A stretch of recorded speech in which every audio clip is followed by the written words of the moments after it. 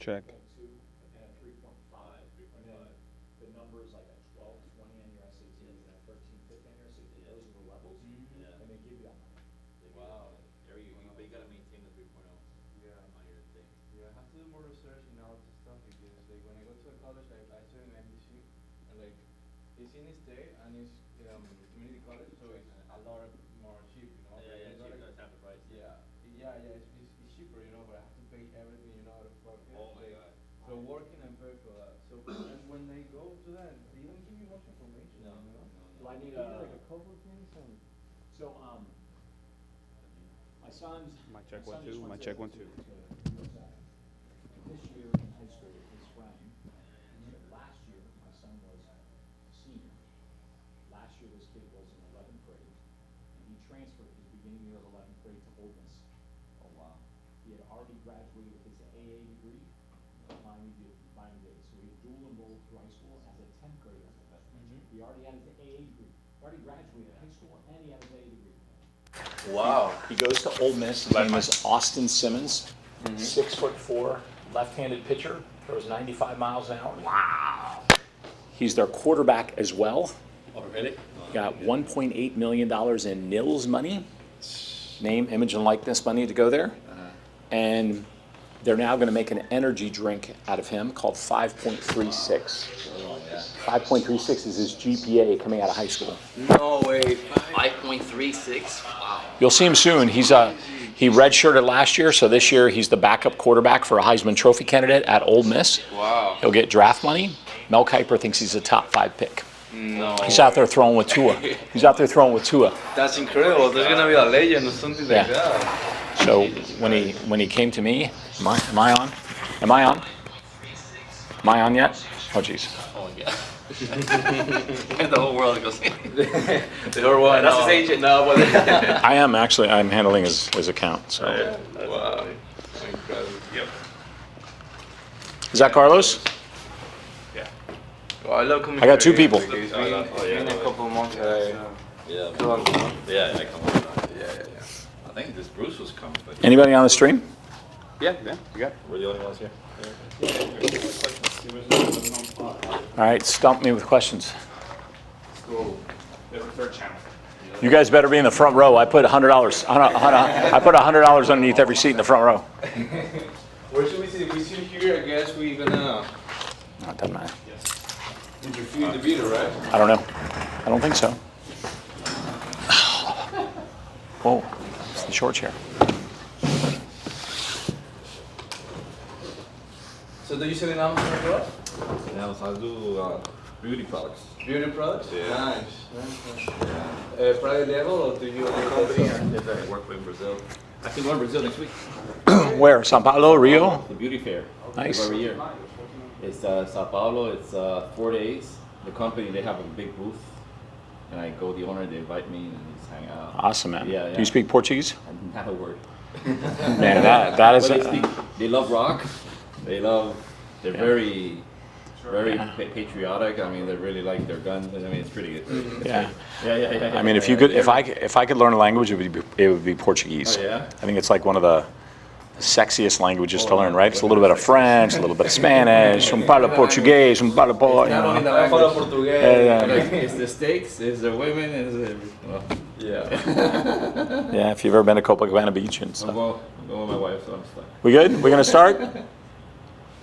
I don't know what that means. Does that mean hold or start? Okay. This man. Hello, everybody. I'm Tom. Carlos asked me to host the beginner hour today, so everything I've learned in the Amazon world has been as a result of Carlos.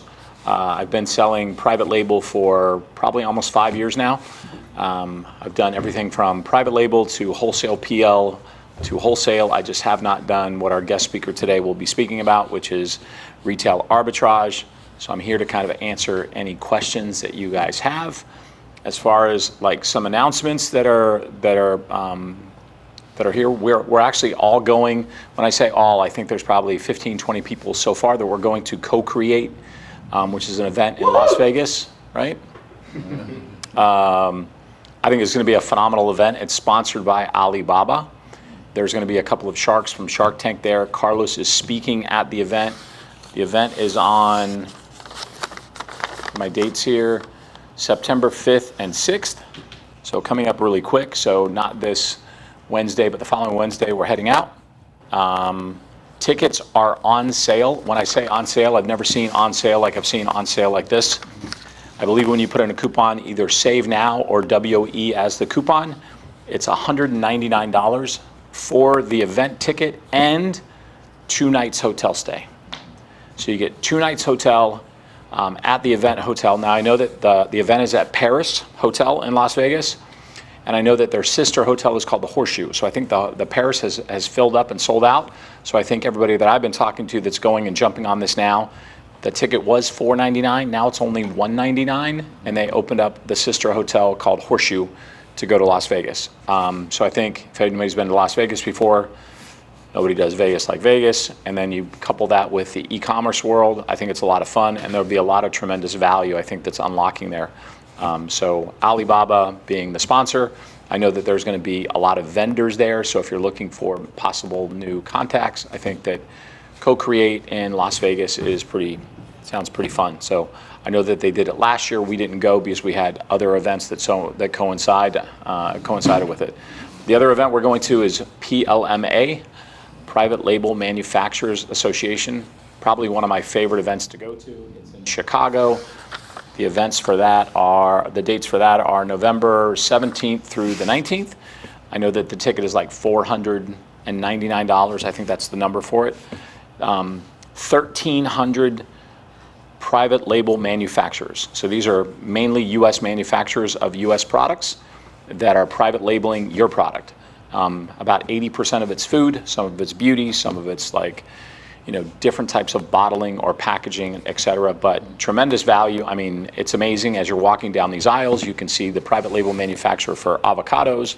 Across the hall will be someone for spices, or for candy, or for popcorn, or whatever you want. So there's a lot of consumable items there, which I really like.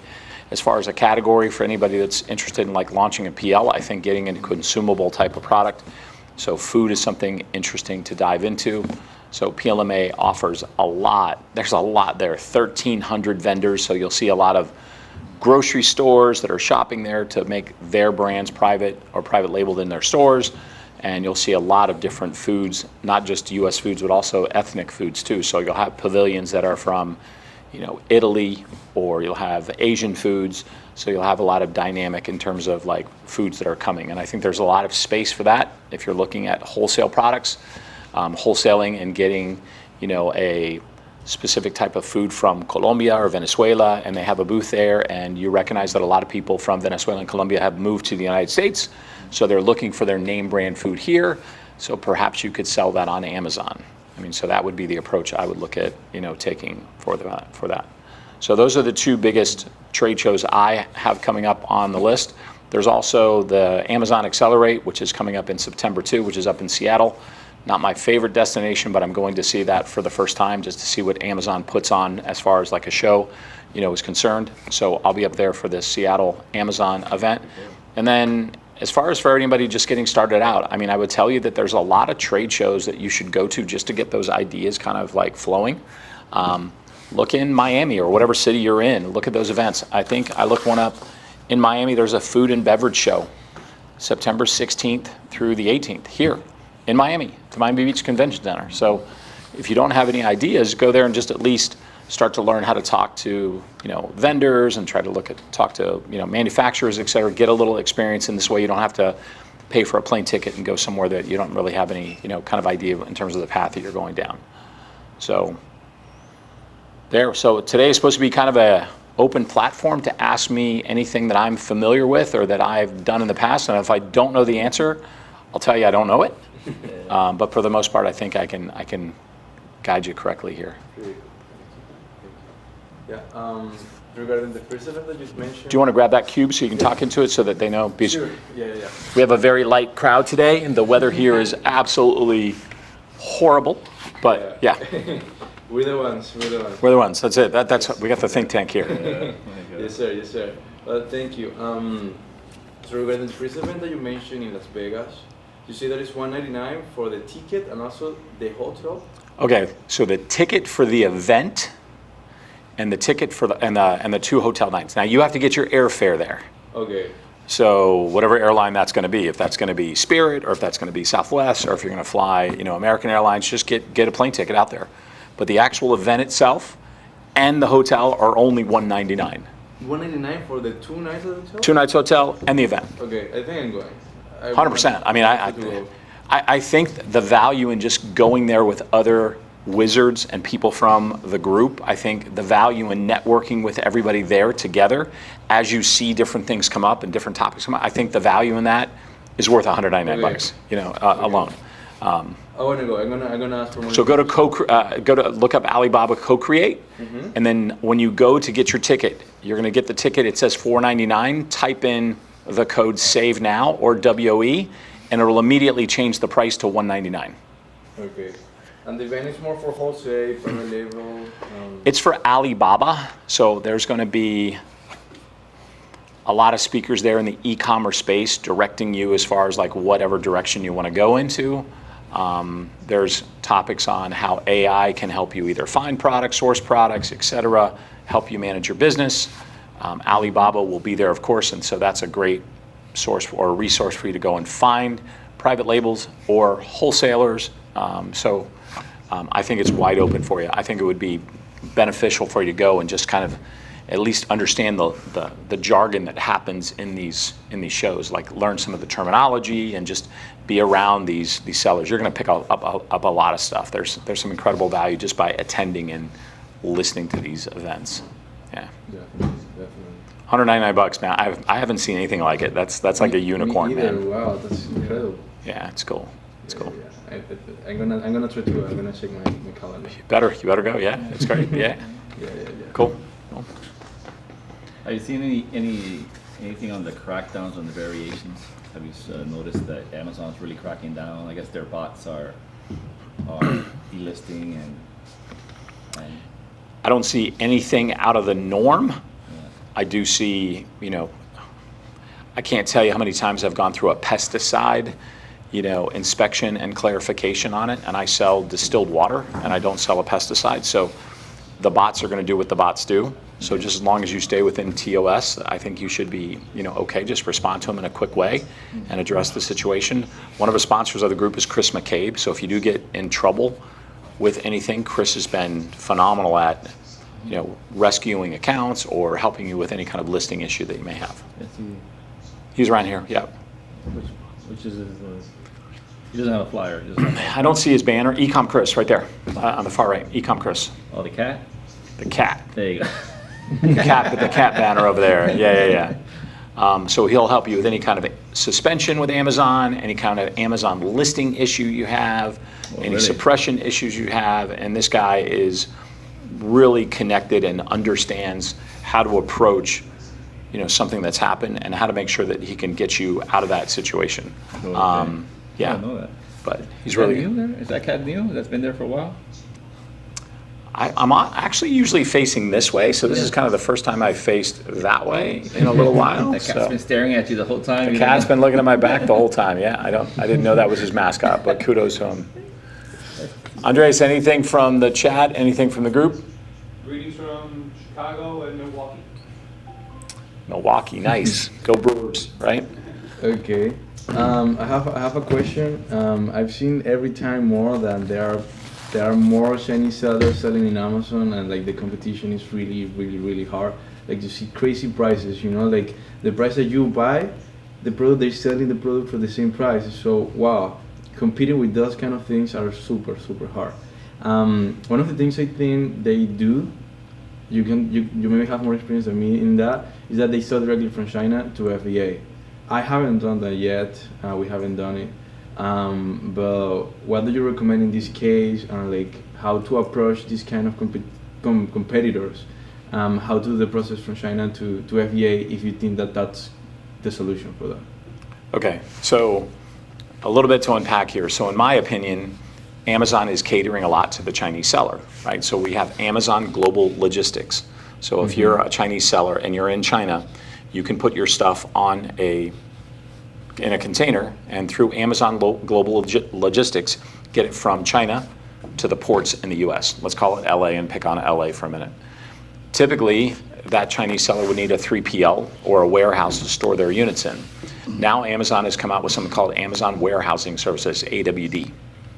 So now you can go from Amazon Global Logistics straight into an Amazon warehousing, okay? And then from Amazon warehousing directly into FBA. Okay? So you're going to need to play in the FBA world. I'm just telling you that this chain, the supply chain that they've created has really catered to a lot of the Chinese. With that said, I think it goes to the point of you have to differentiate your product.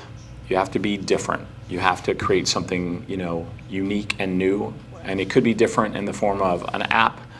I like to go into something, I want to be in a space where the Chinese probably can't copy, which is why I really like the food space. I like the consumable space. I like the stuff that's manufactured here in the US. I like it for many reasons. One, because I don't think the Chinese are going to come over here with food, at least not yet.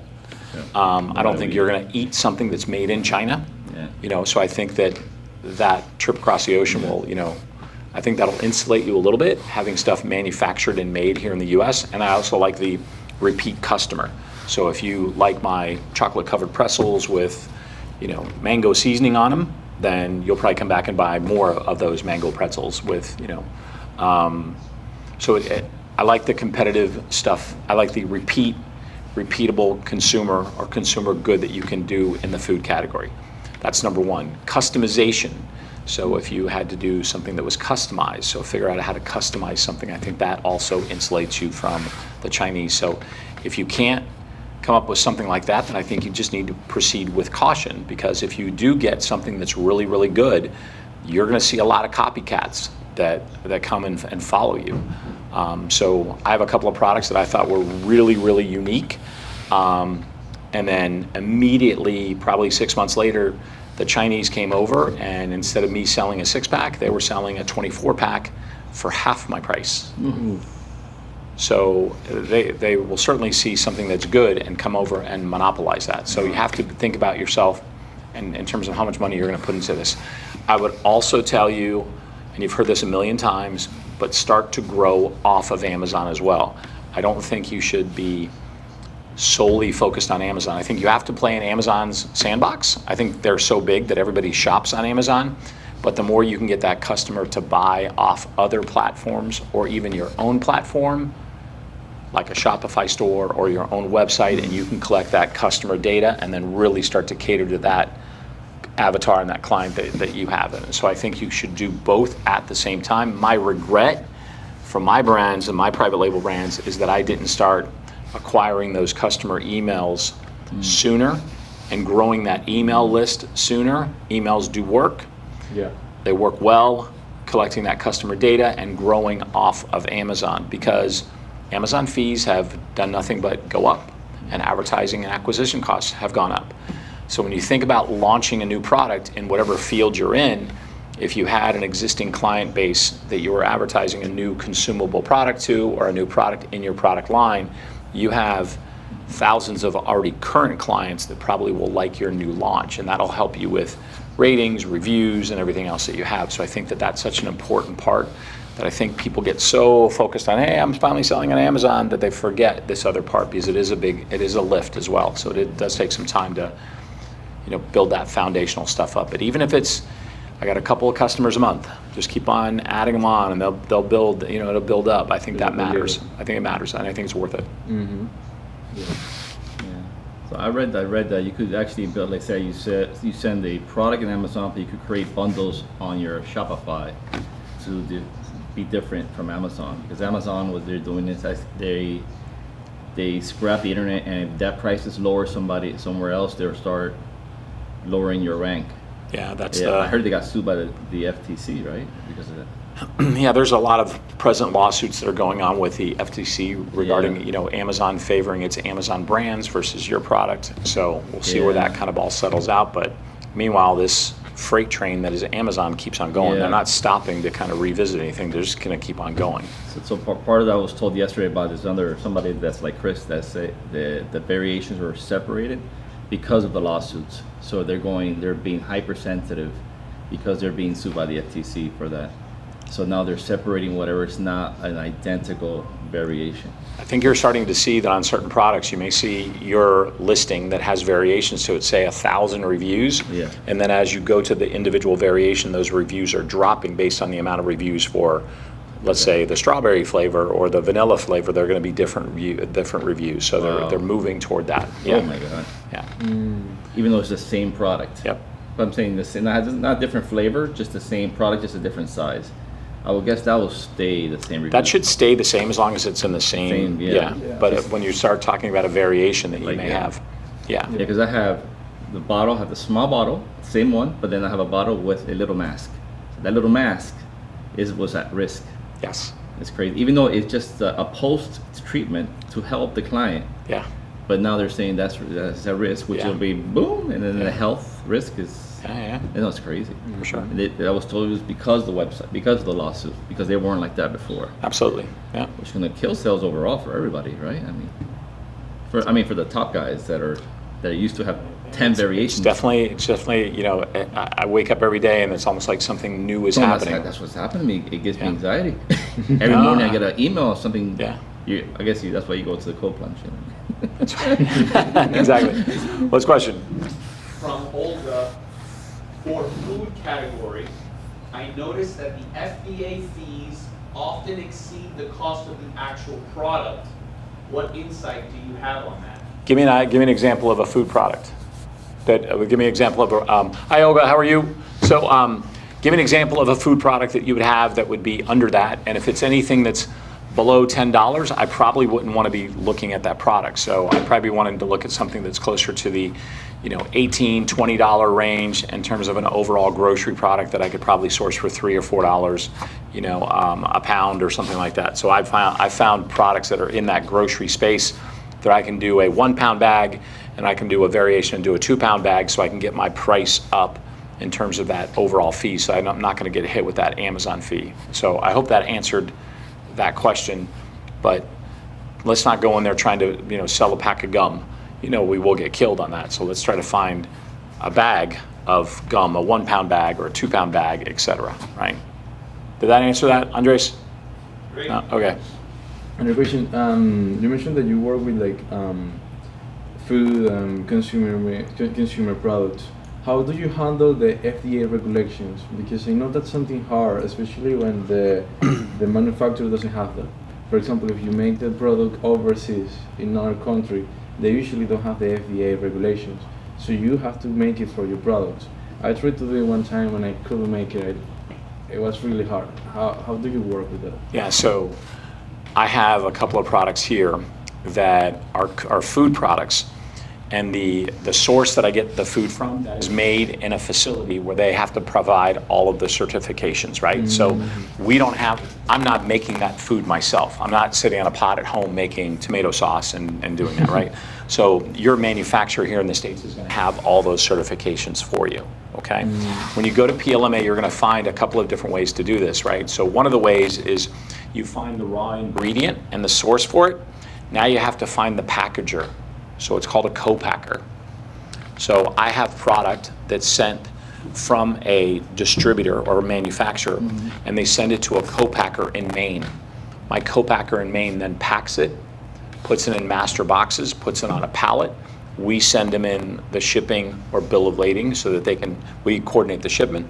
Amazon comes, picks up the truck, sends it into FBA. So a lot of times what I'll do with my packaging is I'll get the packaging from China. In many cases, I have bags or boxes, and those bags I'll get for the really pretty bags. They're really nice. I can get 10,000 bags for what I can get 800 bags made here in the US. So I'll have China send 10,000 bags. Usually they'll send 1,000 quickly. The other 9,000 will be sent, you know, LCL. They'll end up with all my bags in the co-packing place. All I have to do is continue to have my manufacturer send stuff to the co-packer. The co-packer takes my bags that I got from China, co-packers them together, off they go to Amazon. Pretty cool, right? Yeah, pretty cool. Wow, that's a good system. So when we go to PLMA, I'll have a couple of co-packers that I've worked with in the past that will actually meet, and some of the ones I work with now. Every co-packer does different things. Some do a lot. Some will fill your bottle and fill it with anything you want and put the perfume on top or whatever it is that you need to do. Some will fill bags, some will seal the bags. So it depends on what the product you have and what that co-packer's capabilities are. Okay. What does the bags say? Do they say made in China or made in USA? Or some say made in USA and some say made in China? Okay, so my bag, it says anything I want on it. Okay, so Tom's Pretzels, okay? On the back, it has my social media, all my pages that I want. On the master carton, it says Tom's Pretzel Bags, made in China, on the master box that's coming in for customs. My bag does not say the bag is made in China. My food is manufactured in the United States. So on the back of the bag, it says, you know, pretzels manufactured in Cincinnati, Ohio, you know, et cetera, et cetera. So, yeah, I mean, it's all legit. So my food is not made in China. The bag is made in China. But I'm concerned about the food. Now you also, just to dovetail on this a little bit, you will also have manufacturers at PLMA that do everything for you. So they already have the bags, they already have the boxes. You just have to give them the artwork. So some of these private label manufacturers will have everything for you. So if they're already bagging I keep on using pretzels as an example. So their factory is running 30% of the time. So now they have the space to run your pretzels that you want to manufacture with your artwork on them. So they will stop theirs, take off the roll, put your roll on, fill it with pretzels, there you go. Okay. So there are some that do both, like they'll package and they'll manufacture. Others will just manufacture the product and you'll need to use a co-packer. And then there'll also be wholesalers. You can wholesale some of these products there too. So some of these manufacturers may not have a presence on Amazon. So you can approach them to say, why aren't you on Amazon? I can help you, you know? So you can do that. Yeah. Okay. So the product is made here. What is coming from China are the packages. Yes, in my case, I have my packaging made in China and brought here. My manufacturer of my product did not have the capability to actually produce the bag or the packaging. They just had the raw good. Okay? But there are many manufacturers at the show that can do all of it together, and you don't have to import your packaging from China. I'm just telling you what I've done. Yeah. Okay. It's funny you say about the country of origin. So I have an issue with the top keratins that sells on Amazon. They're made in Peru, but their title, bullet points, and artwork says Brazilian keratin, everything Brazil, beautiful Brazil. But the packaging, when I bought it, it says made in Peru. Amazon says that's okay. It's crazy, but to me, and they sell 6,000 units a month. I've seen some really clever ways, even though your product is made in China, created in the United States, and they put a flag of the U.S. on it, right? It was created, the concept developed in the U.S., and they don't put anything about it being made in the country of origin that it's made in. So I've seen that little trick done. So instead of made in the USA, you know, created in the USA. It's like imagine USA. And most consumers are just looking for that USA flag. They didn't really look at the small writing next to it that said made in the USA. They didn't even notice it said created in the USA. They didn't really pick up on the difference. So yeah, you can massage this a little bit to you know, to your advantage. So yeah, I've seen listings that they only say like cheap from USA. Ship from the US. Cheap. Yeah. So I would be, if I were starting off in a PL world, I'd be looking at consumables and food. I'd be searching on Amazon for the amount of search volume for that specific food. I'd look at how many competitors were there, and then I'd look to see if I can, if it makes sense, if there's sales, and if it makes sense for me to go and buy it, package it, and if there's enough room and margin for me after I advertise and spend money on the project. And there's a lot of room there. There's a lot of space. And the food. The Chinese aren't there. The Amazon sellers, for some reason, are not there because they're concerned about what you just talked about. Do I have to be an FDA registered facility? Do I have to have all my GMP certifications, GMO certifications, all this stuff? I'm not going to do it. But they don't recognize that you don't have to do that. You don't have to be there. So, right. So I think knowledge is key. Knowledge is key there. I will tell you something also that's really interesting. In the medical space, I used to import syringes from China. Catheter tip syringes, not the one with the needle, but almost like feeding tubes. Mm-hmm. So before the pandemic, I was importing them. And I was like, why aren't there a lot of people importing syringes into the US? There's an FDA registered, there's several of them, FDA registered facilities in China. Did you know that? Mm-hmm. There's FDA registered facilities in China, so they make sure that they're FDA compliant before they package up the syringes and put my label and logo on them, put them in a box and ship them over here. But you have to be a registered recipient of FDA registered medical products. So the cost to do that is $5,000. So a lot of people are like, well, I don't want to do that. I don't want to pay the $5,000. Me, I was like, the more barriers to entry, the more I'm like, there's more opportunity on the other side of this. So instead of paying the $5,000, I looked around for a 3PL that was a registered receiver of FDA that had paid the $5,000, right? Hello. So had paid the $5,000. So all I had to do was pay storage with them. I didn't pay the $5,000 myself, but I was able to bring them in through China. Now, hello. Hey, welcome. So just to kind of come full circle with that, it's the more barriers to entry, the more I want to lean in. There was a $5,000 entry. I didn't necessarily want to pay that. I wanted to see how else I could bring that in, and I found a registered 3PL that could accept that delivery of it. We started to sell them. We started to sell a lot of them, and then COVID hit.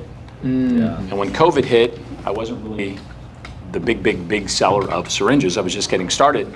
So I got pushed to the back of the line because it was a medical product, and also the containers from China went way up from 2,500 to 25,000. So that kind of put that off the landscape for me. But the moral of the story is, the more barriers to entry, a lot of people will see that barrier to get in, and they'll get scared and they'll run away. Meanwhile, just do a little bit more investigation and see if there's a way around it or a way through it that makes sense. That's happening to cosmetics now. Right now, I'm registering the factory under my name in Brazil. Before it was just you could ship it through. Now you have to register the factory, register the product, and be able to have FDA inspection. Before it was just you could ship it as long as the company's registered. But now, starting July 1st. Well, that would be good for me, Yeah. because that would mean that my competitors, either they're going to do the they same can't do thing or they're going to fall by the wayside. Yeah. Hey, Fernando. How are you? Good, how are you? Good.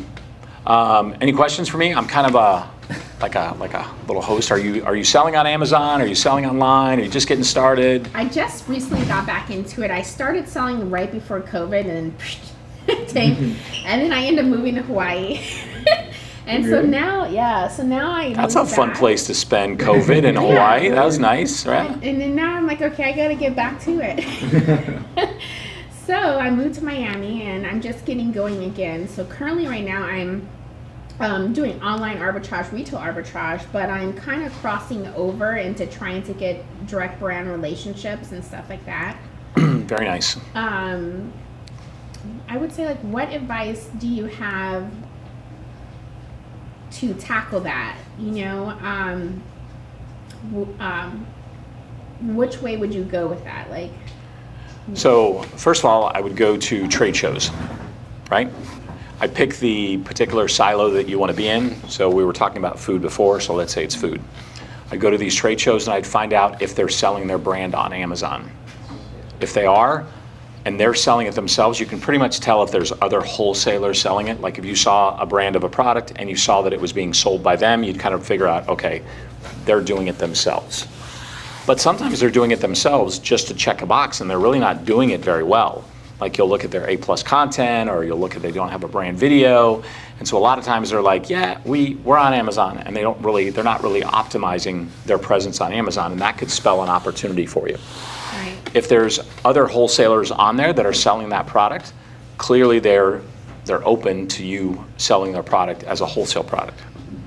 I would then explore the opportunity of possibly doing what's called a wholesale PL hybrid. So I did something with hot chocolate. I went with a company called White Mountain, and they are white coffee out of New York, and they had just recently launched a hot chocolate with M&Ms. So they had M&M K-Cup hot chocolate. And so I got to know them, actually flew out and I said, I want to take you out to the best steak dinner I can find, and I just built a relationship with them. Right. So my idea was I was going to sell little bags of marshmallows that were underneath my private label brand, and I was going to create a separate listing of their hot chocolate, knowing full well that eventually when they launched this hot chocolate, there'd be a lot of other wholesalers selling hot chocolate. Right. So if I sell my hot chocolate or their hot chocolate with my little brand of marshmallows, nobody else could sell it, could they? Right. No, Because they they can't don't- get on yours, so they so don't have your marshmallows. They don't have my marshmallows. So if you can find a wholesale relationship that maybe has a lot of other wholesalers, maybe you can go in the front door. I encourage you to go in the front door and tell them what you're doing and why you're doing it. And my conversation with them went something like this. You spent a lot of money for you guys to get a branding relationship with Mars Candy and put M&M hot chocolate on your hot chocolate. There's eventually going to be a race to the bottom. All of these wholesalers that are selling your stuff, they're going to sell it for as cheap as possible. Me, I'm not going to do that. I want to keep it as high as possible. I want to protect the integrity of your brand. I want to protect all that work and hard work that you put into creating this relationship, and I want to keep it at a premium price. In order to do that, I need to have my own separate listing so that nobody else can come in and jump on and hijack my listing. It's just going to be me.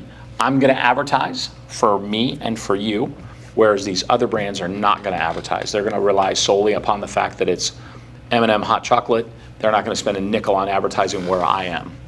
And the guy said, great, welcome aboard. Thanks for ringing to me. So I have a question. I thought that Amazon was trying to get away from people doing that, having like adding something to like a name brand of something. I thought they were trying to stop that. Well, I think that you have to be careful in terms of if you're just adding something that's really small and you're trying to bundle something together and you're not actually truly trademarking. So I went out and I trademarked, remember it's private label, wholesale. I have a private label brand. So I went out and trademarked those little bitty marshmallows. And I put those little bitty marshmallows with that hot chocolate. So I have a trademark brand. Okay. I also found out that there was, during the holidays, I think it's between $4 and $6 million of dehydrated marshmallows that get sold over the holidays for baking. There weren't a lot of people in that space. So my little PL that I put with the hot chocolate became its own standalone marshmallow. So I sell dehydrated marshmallows. Yeah. So I sell them in a 1 pound and a 2 pound bag that I get from China. And the marshmallows come from Kraft Foods and they go to a co-packer. Wow. So they package up those marshmallows and they sell them on Amazon. So to answer your question, because I'm a trademark, so I'm a brand, I'm brand registered under that brand for those marshmallows, I don't have any problems. Oh, okay, I see. Yes, sir. Well, again, when a product has 3 various components, 1 is made in the USA, 2 in China, all of them are packed into 1 package in the United States, what are the rules for origin labeling in that case? Why isn't Olga here? Why do you throw me Bam. I think that I would give you that baseball analogy as someone just threw me a curveball, a slider, and a fastball all at the same time. I don't know how to hit that one. I would probably go with the created in the USA brand or combination on there until I was asked for, I'd rather ask forgiveness than permission, going in kind of thing. So I'd rather just say created in the USA. I wouldn't necessarily know. And by the way, what kind of product would you say? Made in the USA, made in China as well? 3 different components, 1 in the USA, 2 in China. Okay. Packaged in the USA also. I mean, I would, once again, I would go with the created in the USA. I think there's a fishing line that's actually done really well called Braided Fishing Line. And they do really well. They're probably like a 8-figure brand. And they put created in the USA on their label. So right on the front of their packaging, it's got a USA flag. But it's not made here, it's made in China. Do you have to put made or created? Just put USA on the flag? You don't have to say. I mean, there really are no guidelines per se that I've ever encountered. So But in that case, what does it mean that it's created? Like, I thought of it. I thought of it. Like, I imagine that. Dreaming in USA. Dreamed of in the USA. I mean, clearly you want to try to be a little bit, I would defer a little bit more to Carlos on that because he's more of like, but as far as I'm concerned, I would ask for forgiveness than permission going into it. Proceed, without maybe necessarily disclosing all of those different bells and whistles there. Uh-oh, no, another one from Olga? No. All right. From Chunkalunks. What are your thoughts on TikTok Shop and the relationship with Amazon now? I love the launch capabilities of TikTok shops with Amazon products. So what is happening if I was going to launch this new speaker, okay? What I can do is I can also launch this on TikTok shops.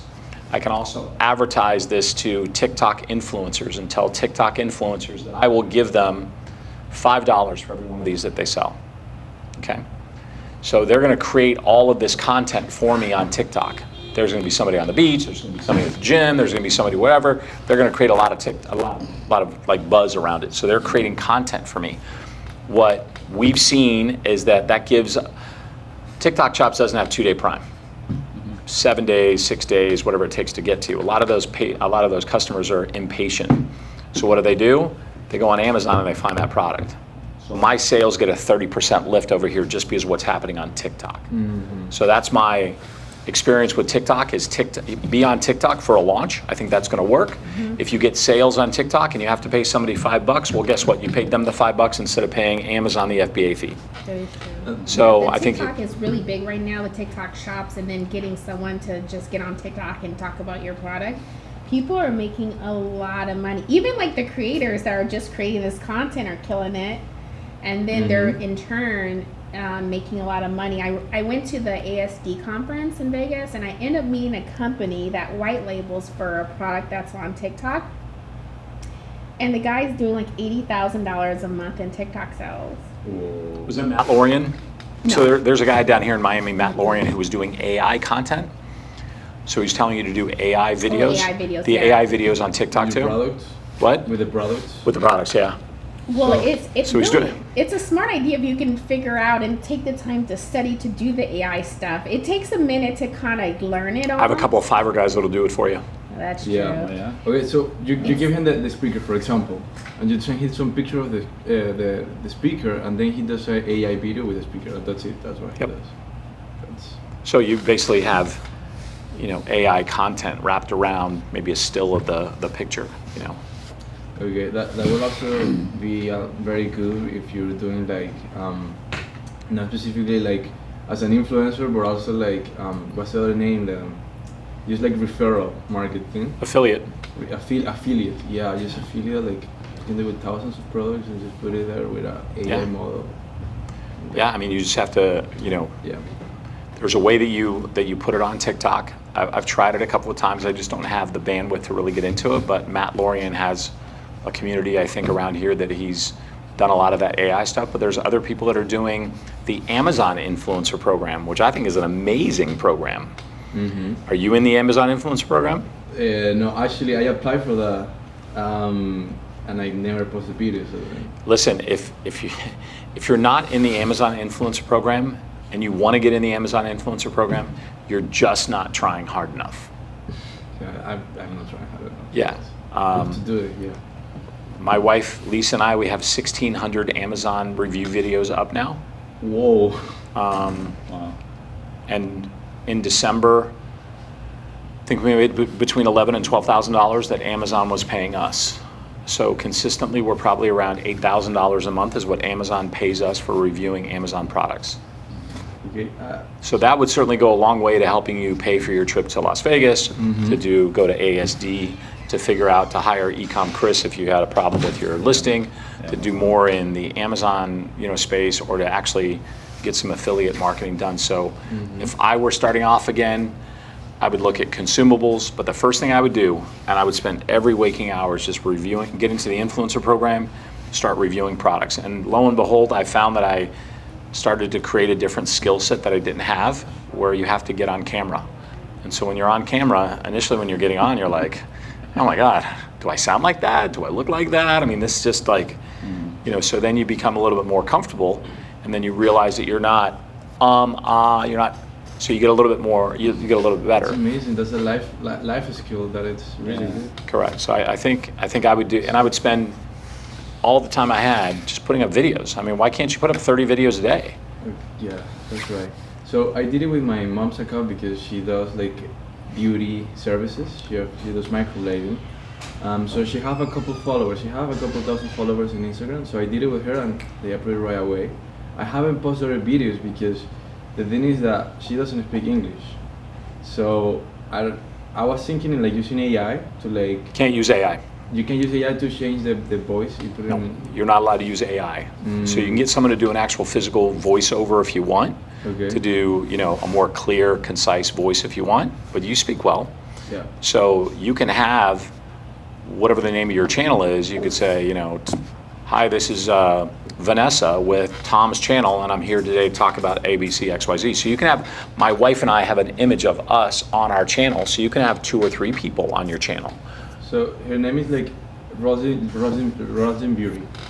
So can you say, oh hi, I'm Moises from Rosin Absolutely, Beauty, absolutely.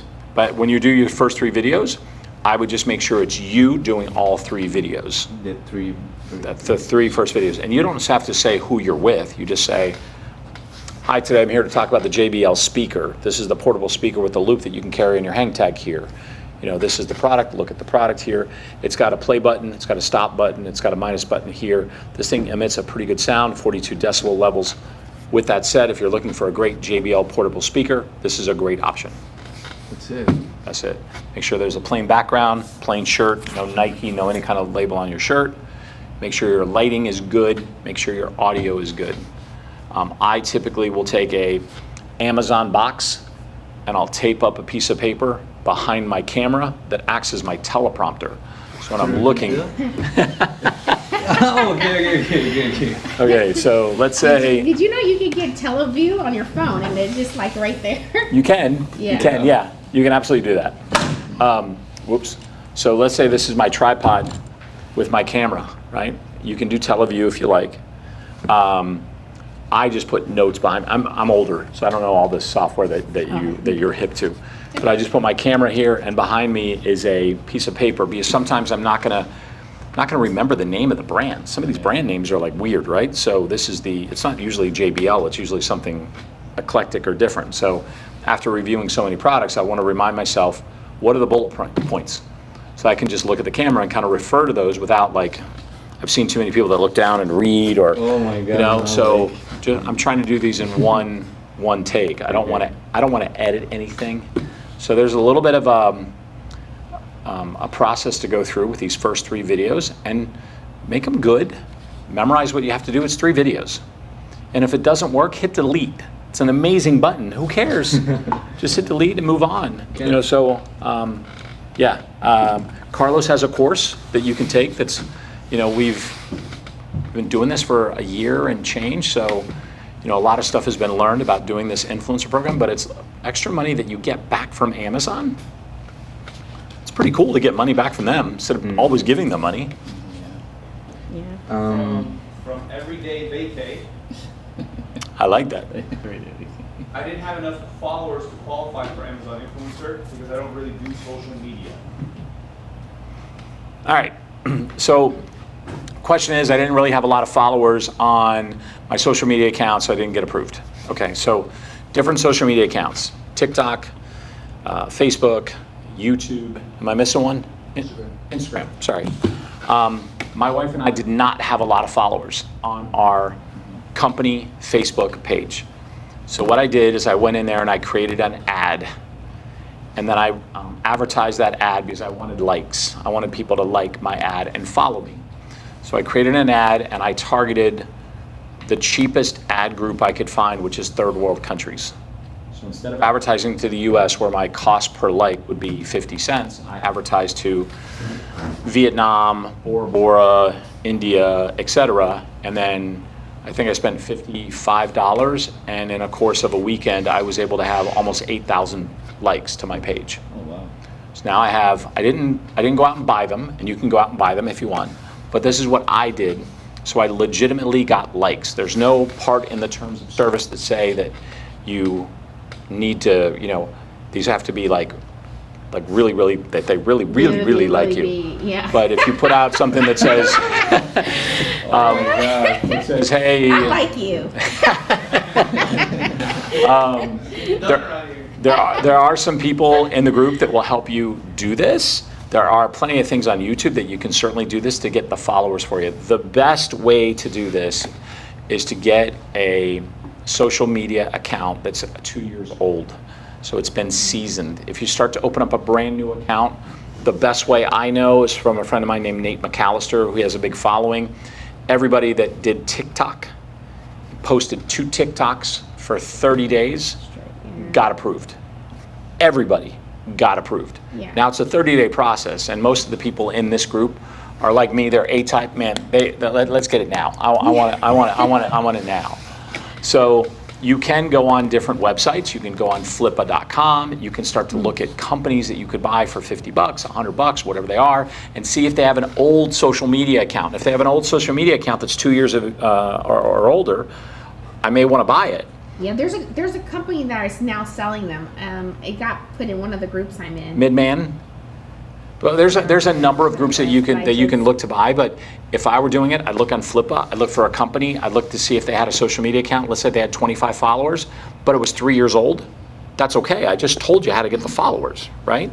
So, and whatever that is, if that's a YouTube account, an Instagram account, a TikTok account, just post every day, advertise, get your likes, get your followers, and then get over the 5,000 hurdle mark, which I think is the barrier or the barometer that I would shoot for. Then apply for the program, and then upload your 3 videos. There is a process for uploading the 3 videos that I think everybody should follow, and I think Carlos maps out in his course. But if not, just reach out to me, and I'll share with you kind of what I've helped people get approved with, which is it's about 45 seconds long. It's not that difficult. He's asking which platform did you do that on? I'm assuming either way you. I did it on Facebook. So I did it on Facebook. It was a Facebook business account. My daughter did it on her Instagram account. It was her Instagram account from college. She turned it over from a personal Instagram account to a business Instagram account. And because it was so old, she just reached out for more followers. She applied for the program. One day she comes down and says, "Hey Dad, I got approved for the program." I'm like, wow, okay. So we started to understand that a seasoned social media account had more oomph than we initially had thought with the program. Yeah. Bless you. So I'd definitely be all over the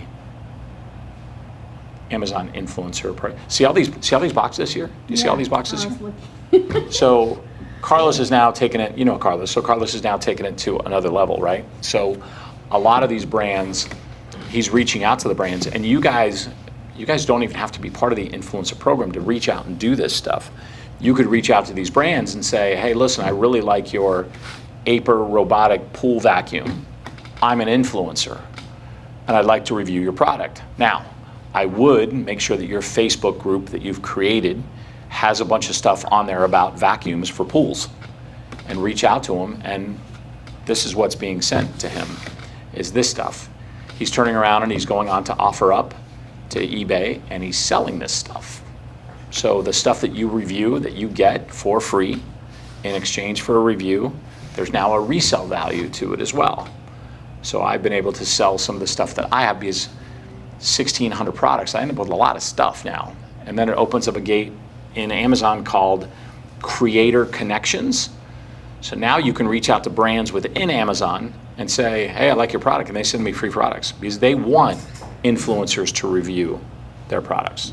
So now I'm getting those brands to send me products that are on Amazon. So there's a platform within that you can also utilize. So.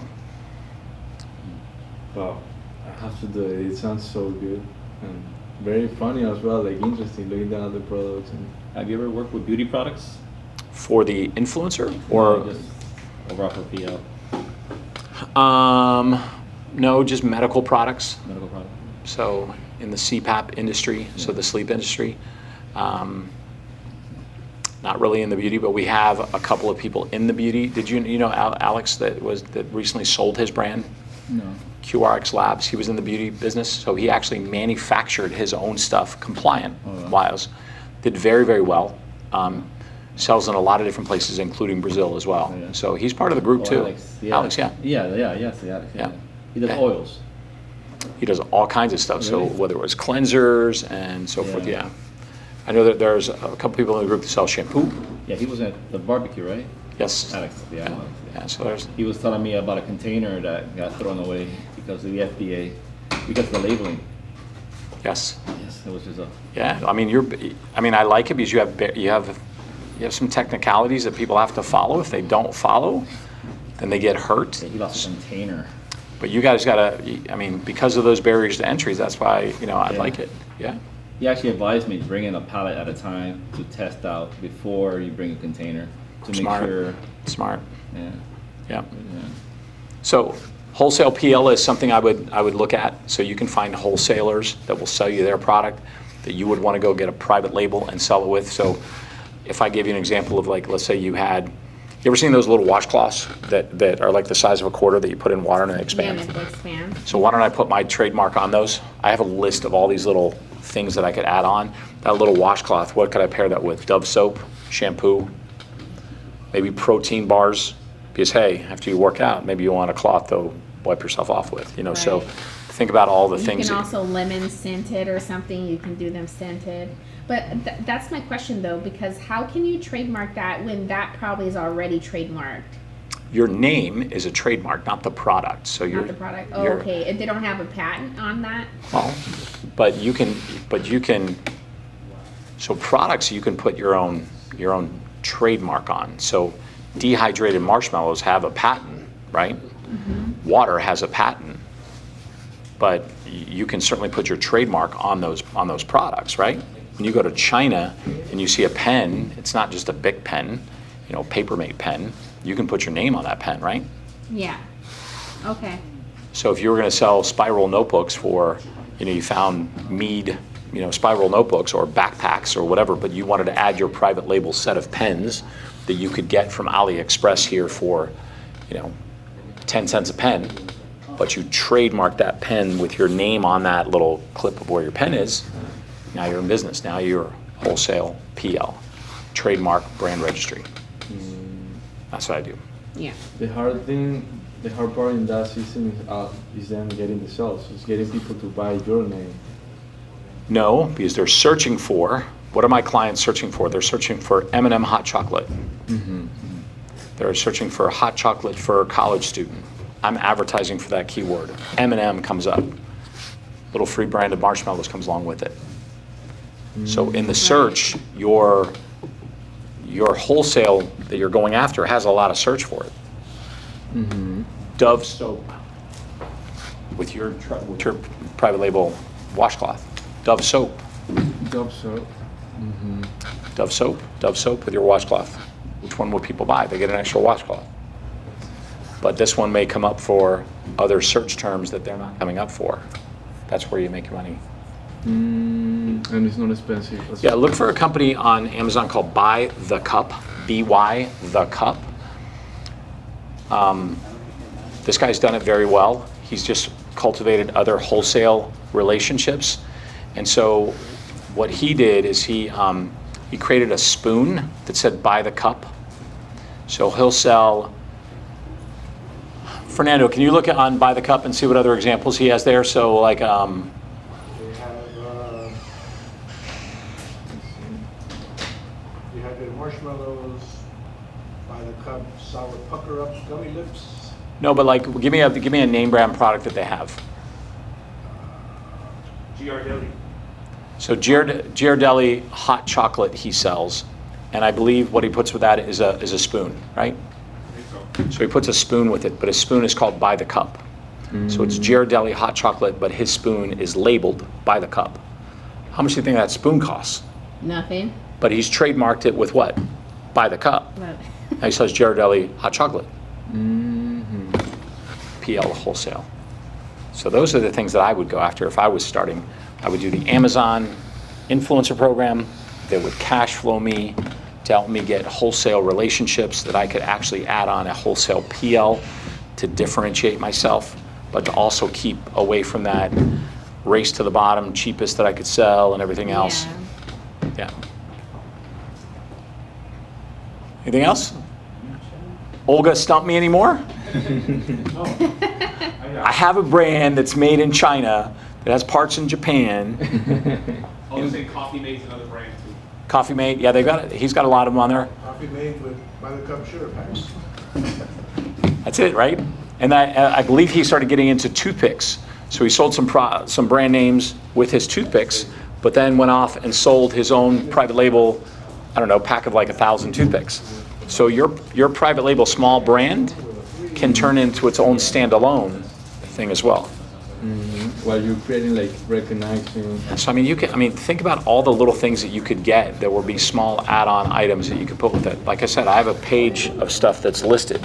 So it could be salt and pepper, it could be, spoons, it could be measuring cups, it could be anything that's, collapsible measuring cups. I mean, anything that you could add on to those grocery items. Or it could be camera products that you could put cleaning wipes, or you know what I mean? So it could be anything that you could get. You just have to get the permission. Now, are there people, I think there are people probably doing this with no permission. There are people doing it with no permission, and eventually they're going to run into a problem, if you ask me. That's why I prefer to go into the front door and say, hello, Mr. Brand.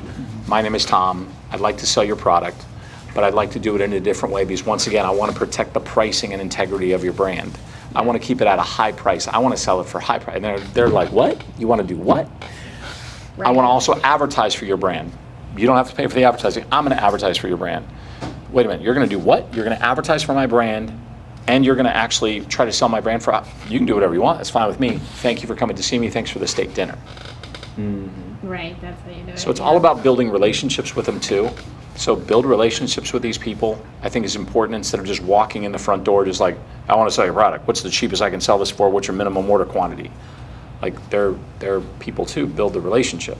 I think it's that you have to go in with reciprocity. So if you start off with like, hey, I noticed your listing has like 20 sellers on it and they're all these low prices. What's your map like? And they'll be like, what's a map? Then you're like, oh, you don't know about map.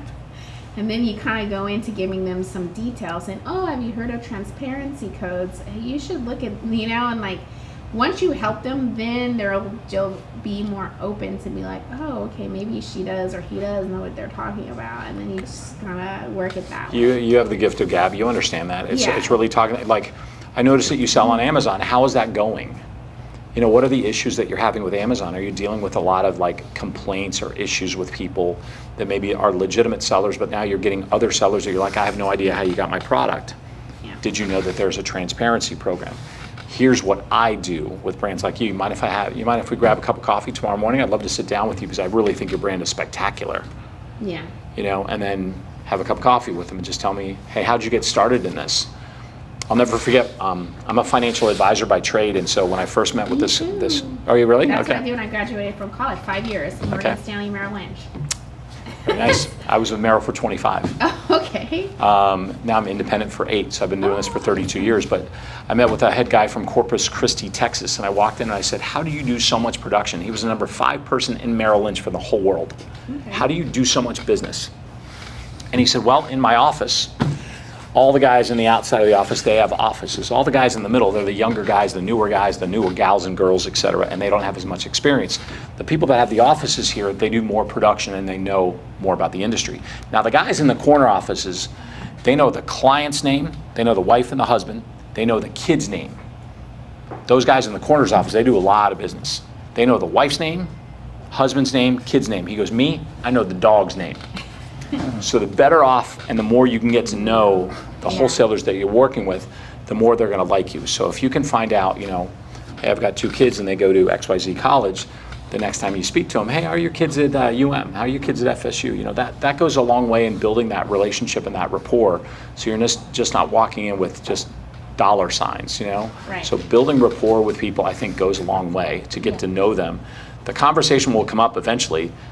Why did you want to have a cup of coffee with me? Oh yeah, I totally forgot. Want to have a cup of coffee with you because your brand. That's right, your brand. We're here to talk about your brand. Yeah, so you're dealing with all these Amazon bottom feeders over here, and they're all beating each other up, and they're ruining the pricing and integrity of your brand. You're getting a lot of complaints. That's what I do. I come in here and I clean it up. I'm the cleaner. I come here and take your headaches away. So this is what I do. I'd love to prove it by doing something I call wholesale PL. Yes. You know, so I'm actually trying to protect the pricing and integrity of your brand. I'd love to work with you, maybe do something on a trial basis so you can see how I work, and I have full transparency. I'll give you all the data that I have to help you with your pricing and everything that's going on with Amazon. Yeah. Yeah, you have to find a pain point and then solve the pain point. If you can solve someone's pain point, you're just gonna, you know. Exactly. When I was a financial advisor, I looked young, but I'm not. But when I was a financial advisor, I looked even younger. And the way I was getting accounts was, at first they're like, well, why would I give you your money? You're like half my age. Later on, I would find out about them, and maybe they didn't give me their money at the time, but I found an article or something about like the dad's daughter's team or something like that, and I would cut it out and send a little postcard and say, hey, I saw this article, just thought about you, maybe we can, I'll just call and follow up with you. And that's how I was getting accounts that way. You know, like It's the same. they It's told the you same. something. It's the same thing in the business world. If you walk into someone's office in a business setting and you see a picture of a sailboat with them on the sailboat, ask them about their sailboat. Yes. You know, how'd you ever ask a business owner, how'd you get started in business? And then sit back and shut up for like an hour, you know, and just let them talk. By the time you leave and you've asked them these questions, they walk away and they're like, man, I really like that guy or that gal. They asked me all kinds of questions about me. You're not here it's not about you. Right. The meeting's not about you. Yes, exactly. The meeting's about them. You ever go out to dinner with somebody or go out to eat? Don't eat. It's not about the meal. Don't eat. It's not your time to try to figure out how to get that salad in your face while you're talking to someone. It's not about the food. It's about them. So eat pay for dinner and all that stuff, but it's not about the food. These are just little sales, little hacks and techniques that I think get to know people better. And you just open up more doors. So when you go to these trade shows, you know, do a little bit of homework before you go in. Yeah. So that you're just not walking up going, hey, so you sell on Amazon, I see. Oh yeah. You know, do a little homework. So anybody else on the stream? Any more questions before we transit? By the way, so our next speaker is going to be about online arbitrage.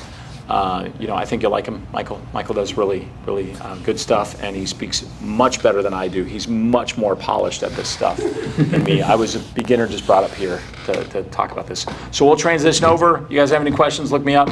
Thank you, guys. Thank you very much.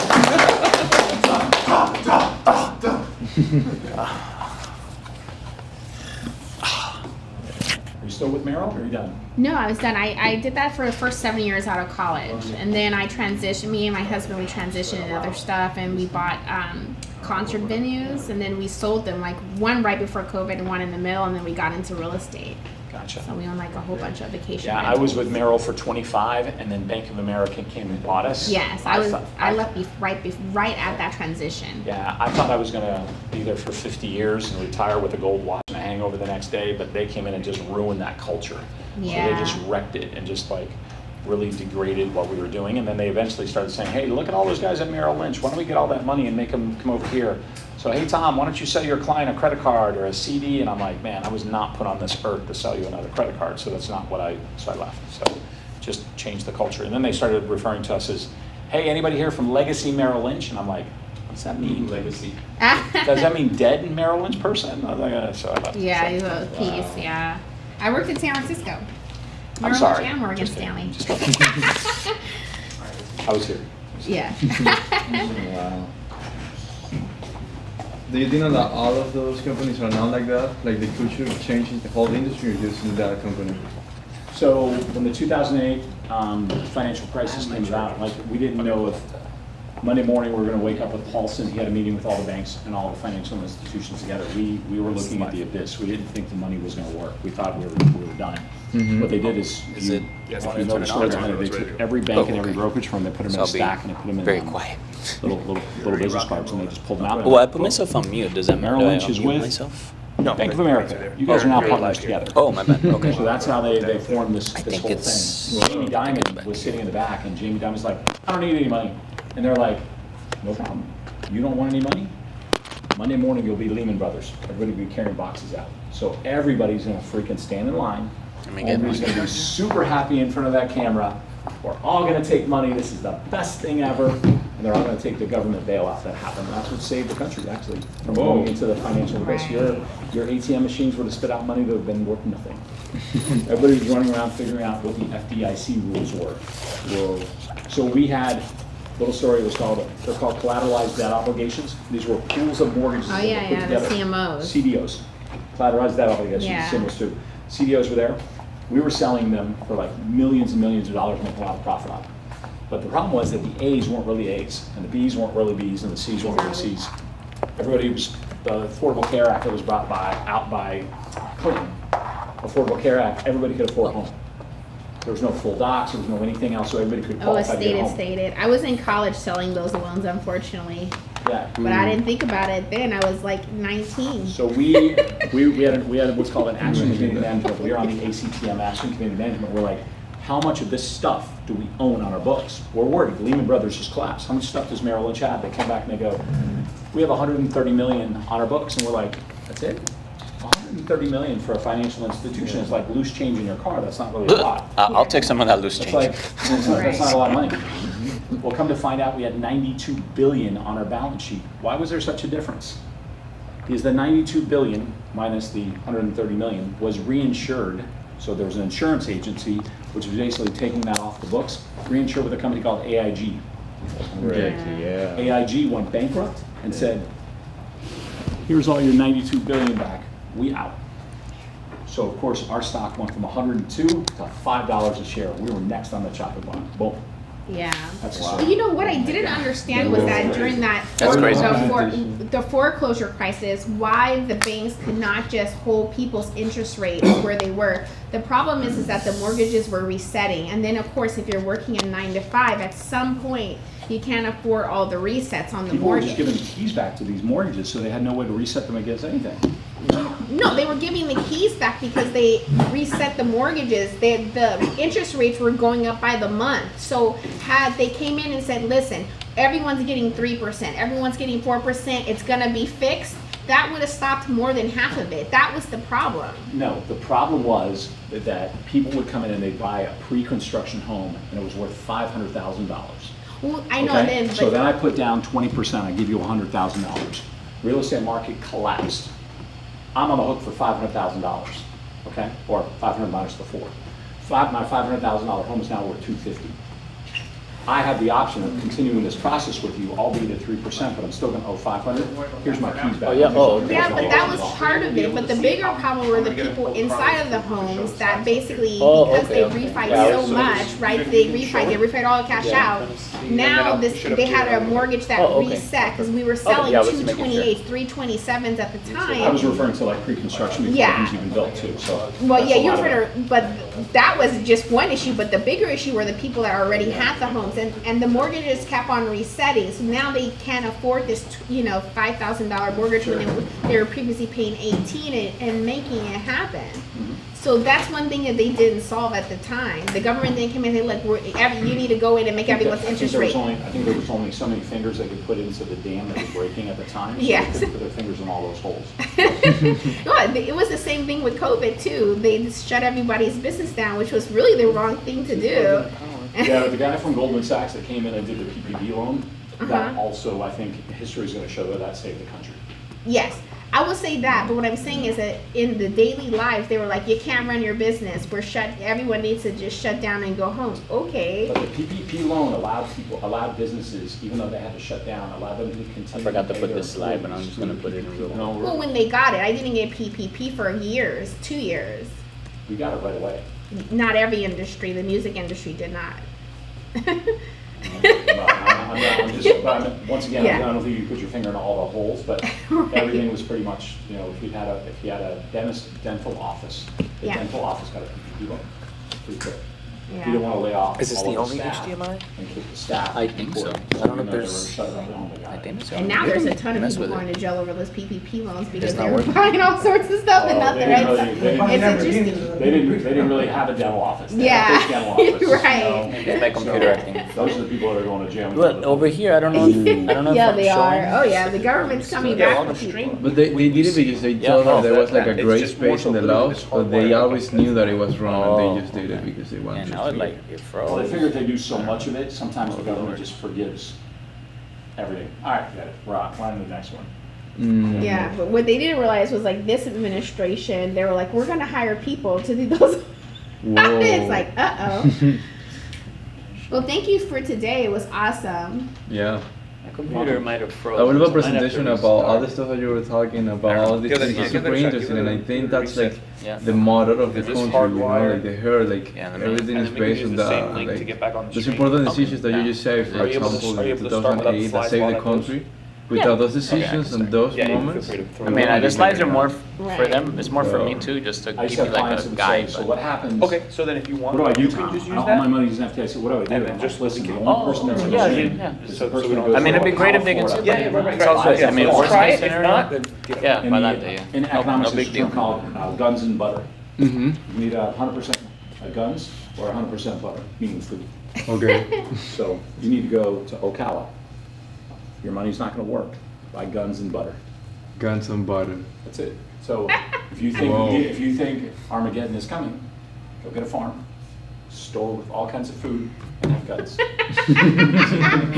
That is true. That's it. Sorry. No, no, you're good. That's interesting. I'm listening. You gotta eat, and then you gotta defend yourself against the people coming Guns for and- your food. Guns and butter. And Guns maybe a and little butter. marijuana too, but Yeah, hey. look up something called Guns and Butter, Efficient Frontier is what it's called. 2 business that will never fail. Yeah. My computer's restarting, so it's acting funny. Let me see.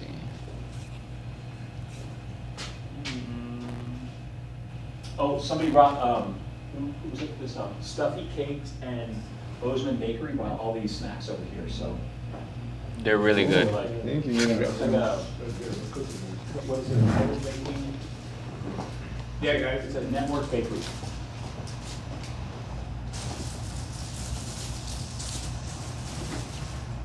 Now we're good. Yeah. Okay. And then just hit that link. Yeah. Me.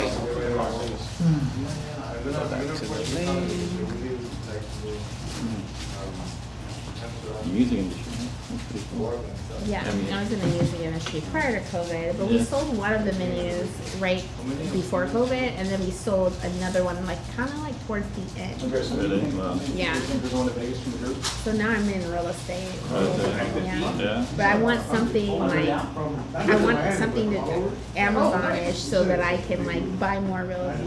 So then, I That's get cool. into beauty. I think whatever's not Chinese. I wanna get into real estate. So me, I do beauty. Oh, you do beauty? Go for Uh-huh. beauty. I go to Brazil and I import. Oh, okay.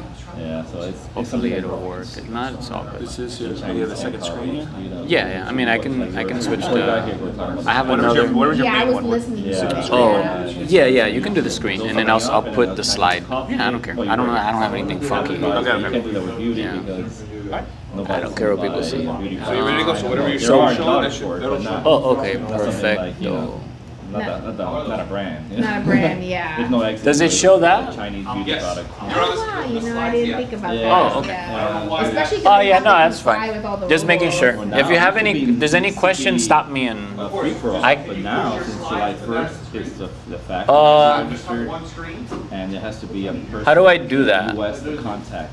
Push the So slide. I'm the contact of the factory in Brazil.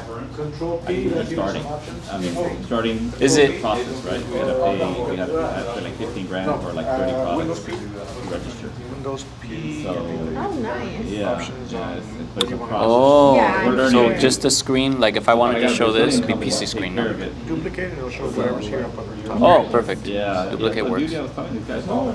Oh, ahora sí. There you go. There you go. Windows P and then. Well, because it's Oh, like perfect. I didn't know that. Thank you. consumables, Right? Like people need. I love all it, that they stuff. Need it again. They need it again. Yeah, but you can't copy it. And what I've seen in mostly is hair loss in women, which is one of the high topics. I will tell you who has the best hair loss product. Look, the oil. Well, they have spray and they have oil, and the shit works because I did not like. I had lost my edges from pulling my hair back, and my edges grew back. Is it a green bottle? No, they don't have an Amazon store. I don't believe. Oh, okay. They're on, and a couple of my girlfriends have used it too, and it works. Amazing hair care. You want me to start or? if Wait a you couple minutes? get into like African American, All right, people. that's where a lot of money is. I'm gonna go ahead and start. Because Thank you so much for coming. My name is Michael, if you don't know me. This one's OA Basics, learning how to buy profitable inventory from home. So basically like online arbitrage, I get to advanced stuff, but if you've never, has anybody ever done online arbitrage? Like ever? Have any of you guys done? Yeah, You done? I'm doing away. Oh, okay, cool.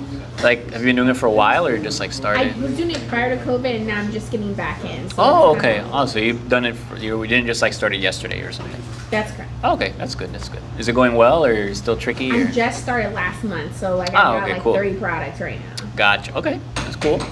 All right, so similar to, I mean, I was gonna say like if you heard my session from last time, it doesn't matter. Like retail arbitrage, online arbitrage, very complementary. Always more, they're both very data driven, but always like extra data driven. So it's a lot of data. So, but that's good. So a little bit about me, if you don't know me, live in Miami, Florida, my wife and my son. I was a teacher for 10 years in Dade County. Now I'm a full-time entrepreneur. And I don't just do Amazon, do a bunch of other stuff. Reselling since 2014, not full-time, just buying stuff from thrift stores and stuff. I didn't quit my job like the day I went to Goodwill. But, and then went full-time February 2022 because, I got bills to pay, so I wanted to make sure I was ready to. I could have done it earlier. I was really gonna leave like in June. I wanted to finish my contract with my school, but long story short, the contract was gonna end and I got out before it ended, so then I started. But I could have probably started like in 2021, but I wanted to just wait. We sell on Amazon FBA, RA, OA wholesale, so retail arbitrage, online arbitrage, and wholesale. We also do Walmart, we do eBay. So if you hear a bunch, sometimes there's cha-chings and stuff on my phone, so I apologize. And then part of also Amazon Influencer Program. So Tom is my role model. It's like I want to be like Tom in the Influencer Program. But yeah, so I really like that program. All right, so let's jump right into it. What is OA? So I grabbed this from Jungle Scout. So it's the process of buying products from online retailers with the sole intention of reselling those products at a higher price for a profit on another online marketplace such as Amazon, eBay. They put Facebook Marketplace, but I mean, I just do Facebook Marketplace for like stuff in my house. I don't really do it for OA, but I would say include Walmart for sure. And those, I call them secondary marketplaces, Mercari, Poshmark, the little markets. There's sales happening, but it's not a big deal, you know. And if you have any questions, stop me. Don't feel bad or anything. Just raise your hand or just let me know. Oh, I'm a teacher. You don't have to raise your hand. We're with adults, but if you have a question, just interrupt me. So it's just force of habit. What do you need to start? There's probably more things that I probably forgot to include, but for the most part, you need an account on the platform you choose. So I was just gonna put Amazon, but the way things are for years, but especially if you've been selling online in general for a while, and then 2024, like things are different in 2024. So it's not as it was in 2023 or 2022 or before COVID or whatever. It's a different landscape. So I was just gonna put Amazon, but you definitely want to diversify as much as you can. So don't think Amazon is the only player in the game. There's a lot of other players. I mean, I was gonna put like TikTok or something, but I don't do TikTok, but I know it's a thing. People are making money on it. I have no idea how to do it. But I'm sure next year there'll be about XYZ other marketplace. Target has a third-party marketplace now. I haven't got into it, but they are opening it up to resellers to an extent. Like it used to be like, I don't even know how to get into it. And now they have a legit, like a waiting list. You can just like join.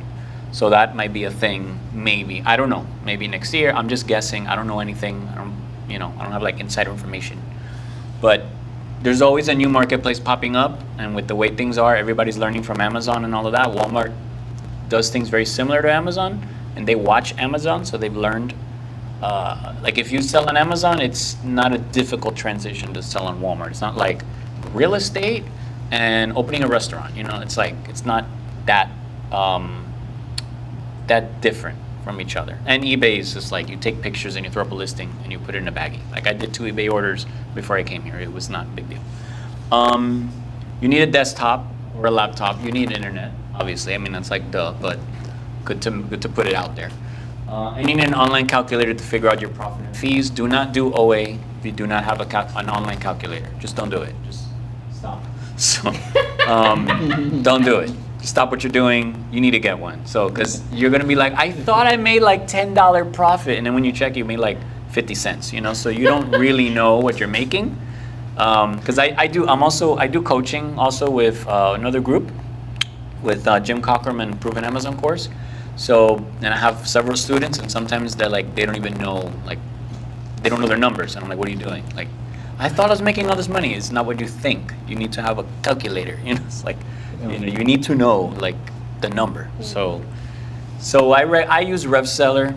It's different. I mean, it's not different. They're very similar. It's like Italian food and Mexican food. It's whatever you like. You know, so AZ Inside is nice. It has like colors. Looks very nice. RevSeller, literally, like today, I logged in to check something, either last night or today, and they just updated like their UI and their user interface. It looks a lot nicer. But it was literally like yesterday. So RevSeller's been the same for like, I don't know, like 8 years, or I don't know, however long they've been out. They've never changed how they look, and now they just yesterday changed it. So I like RevSeller because it's cheaper, and you can do online arbitrage with RevSeller. With AZ Insight, you can do a similar one. They have a thing called, I think it's called Insight 360 or AZ 360. But if I have time, I'll do OA, like I'll show you like on my computer, and we'll just like practice. But yeah, I would recommend those two because it's a calculator and you can do OA at the same time. So it saves you money. RevSeller, I like it because it's cheaper. That's the only reason why I pick RevSeller, because it's just cheaper. So it's up to you. I think the guys, there's lots of humongous wholesalers and sellers, they use either or. For Walmart, you can use Ecom Circles or Martyr. Ecom Circles is free. You just need to make an account. You don't need to connect anything. They do like drop shipping and some other stuff. I don't use anything that they do. I just use their calculator. That's it. And Martyr is a paid extension. You can do online arbitrage with them. I think it's 20 something a month, and I forgot to put my code there, but I have a code, an affiliate link with them. So they're pretty good. They're brand new. They literally came out like a few months ago. So they literally just came out with their app on the App Store like this week. So they're very, very new. So they're still getting it together. So, but it's an option. If you're on Amazon, you need Keepa. That's not optional. It's not like, I don't know if I need Keepa. You need Keepa. It's like you need shoes. Like, you know, you need pants. Like you can't walk in here without pants. You know, like you need to have this, like you need it. It's not an option. So if you're gonna do OA, you need Keepa. So it's just like, because we were all mentioning real estate before, I think it's called the MLS. I think that's the thing that they use to find Multiple houses. listings, yes. Yeah. So it's like you can't do real estate without that, you know, or at least like have access to it or something. I'm assuming. I don't do real estate, but you know, it's just tools you need. So, I don't know Keepa. There's 50,000 YouTube tutorials. If you just go to YouTube, you just put Keepa. There's a gentleman named Jimmy Smith. He does really good stuff. Chris Grant does really good stuff on Keepa. There's lots of people, and they'll literally like walk you through it step by step, how to do it, different strategies, yada, yada, yada. So very, very important. If you do private label, you don't really need Keepa. I think it's helpful because you can get data on your competitors, but you can use Jungle Scout or whatever, but with OA, RA, we don't use Jungle Scout, we use Keepa. That is like, you need it. So I just wanted to really push that because you can't do this without Keepa. So bonus tools, I literally did this like right before I started because I forgot. OA Buddy, these are bonus. You don't need these, but they help. Well, you probably need NordPass and LastPass. It's like a bonus tool, but I would definitely get that because I forgot my password. I forgot this. It's all there, so you don't have to do that. Oh, but didn't LastPass get hacked? And what if I get hacked? Yeah, but if you don't want to use it, just get a sticky note or use Google Chrome or something. Like do something, you know, because it's a lot of websites you're going to be buying from, and then you're going to forget all your password unless you know your password is password123 or something, and then just for everything. So I don't know. So you do you, but I would change your password up a little bit, you know. But I like NordPass. I was using LastPass, and then I was having issues like sharing stuff, so I just switched to NordPass. And You it's use one password for everything. So basically, yeah, I just use one. It depends on what they want. Yeah, I'm sorry, I what use did one you say password for password everything. was? Okay. Yeah. Password 123. No, it's Yeah. So yeah, I would definitely use, like, if you want to use the same password or switch it up, but you know, it's just a lot of websites you're going to be buying from, and then you're just going to forget, you know. IP Alert is a tool by Chris Grant. I love it. When you go to an Amazon listing, it'll pop up if that brand gives you an IP complaint. Now, caveat, it's not always going to work. So, oh my gosh, I got an IP complaint from XYZ brand and IP Alert didn't tell me. Yeah, like it happens. Like some brands decide to wake up one morning and IP everybody, and then they stop. Like Walgreens did that once. They just IP'd everybody and then they stopped doing it. I don't know why. Like, huh? Oh, I'm sorry. Yeah, I assume everybody. My bad. Intellectual property, which is just it's a complaint on your Amazon account. I'm sorry, I have to remember. Like people might not know that. So IP complaints, you're gonna get them. It's not a if, but when you will get them. If you do, you sell other people's brands, it's going to happen. So just get ready. Can you get suspended for it? Possibly. Just if you don't pay attention to them, if you don't do nothing. So what it is you sell. I'll think of a brand that doesn't like resellers. Crocs. Huh? Crocs. No, I sell Crocs. They don't give IPs. Yeah, Oh, they've okay. never. I They've sent me saw- letters. I just throw them in the garbage. So I don't know if it's legit, but they've never given IP complaint. Okay. Rocks, ever, never. One that does would be there's a brand called Rare Beauty. They give IP complaints. Ghirardelli. I think Tom was mentioning they give IP complaints because I've sold Ghirardelli. So many give IP complaints. There was one that I just saw, and I was gonna avoid it. I was just thinking about it. I can give you some IP complaint companies. Sure. Yeah, there's so many that I'm in a I whole forget. bunch of groups that just like post IP complaints. Yeah, like there's one called Lucetta. They give IP complaints. You can find them in TJ Maxx and Ross and all of that. So basically, you sell Amazon will let you sell them sometimes. Like you'll be approved, and you're like, oh, I'm approved, I'm good. And there's 20 sellers on the listing, or maybe not, whatever the situation is. And you sell it, and then you'll get an email. Several things will happen. You get an email from the brand saying, hey, joeyswarehouse.com or Mike's LLC, whatever.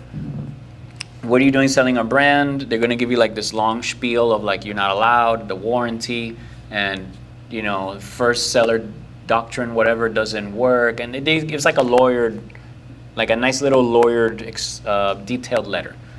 That'll happen. B, you can actually get one in the mail. Or C, they'll just hit you with an IP complaint. Just get an email from Amazon says this brand says you're selling counterfeit or inauthentic products, or a customer says that you're selling inauthentic products, which you probably aren't because you say, well, I have my receipt. I bought it from Walmart, from Nike, from whatever.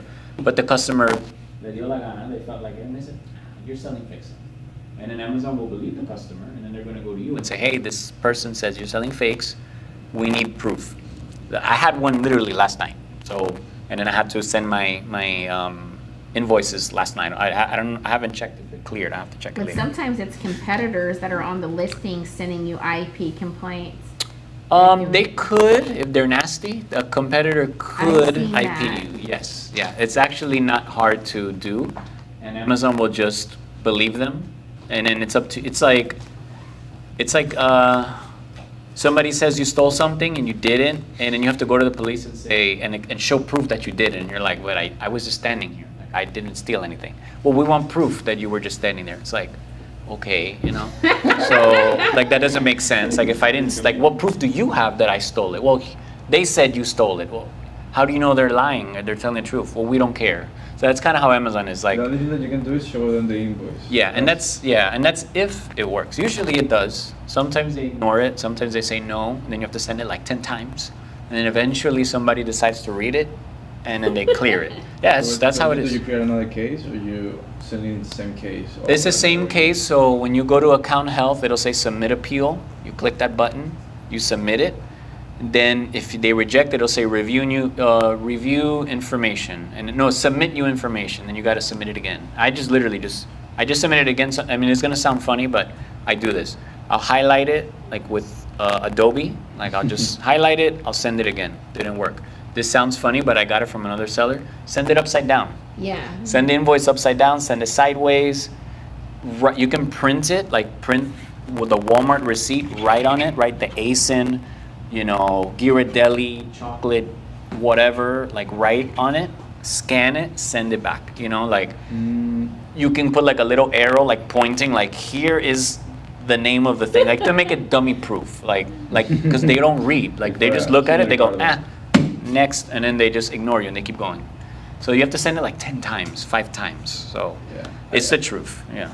I guess that's because that way you make sure that someone actually goes and read that. Because Right. If you send it perfectly, someone is, oh, I don't think this is true. Mhm. But if you go like that, someone is gonna read, is gonna, Yeah, they're zoom supposed out. to. Yeah. You hope they do, but sometimes you got to send it like 5 times, 10 times, and you're like, I've had to do that. I sometimes I'll wait a week, wait 2 weeks, and then I'll send it again.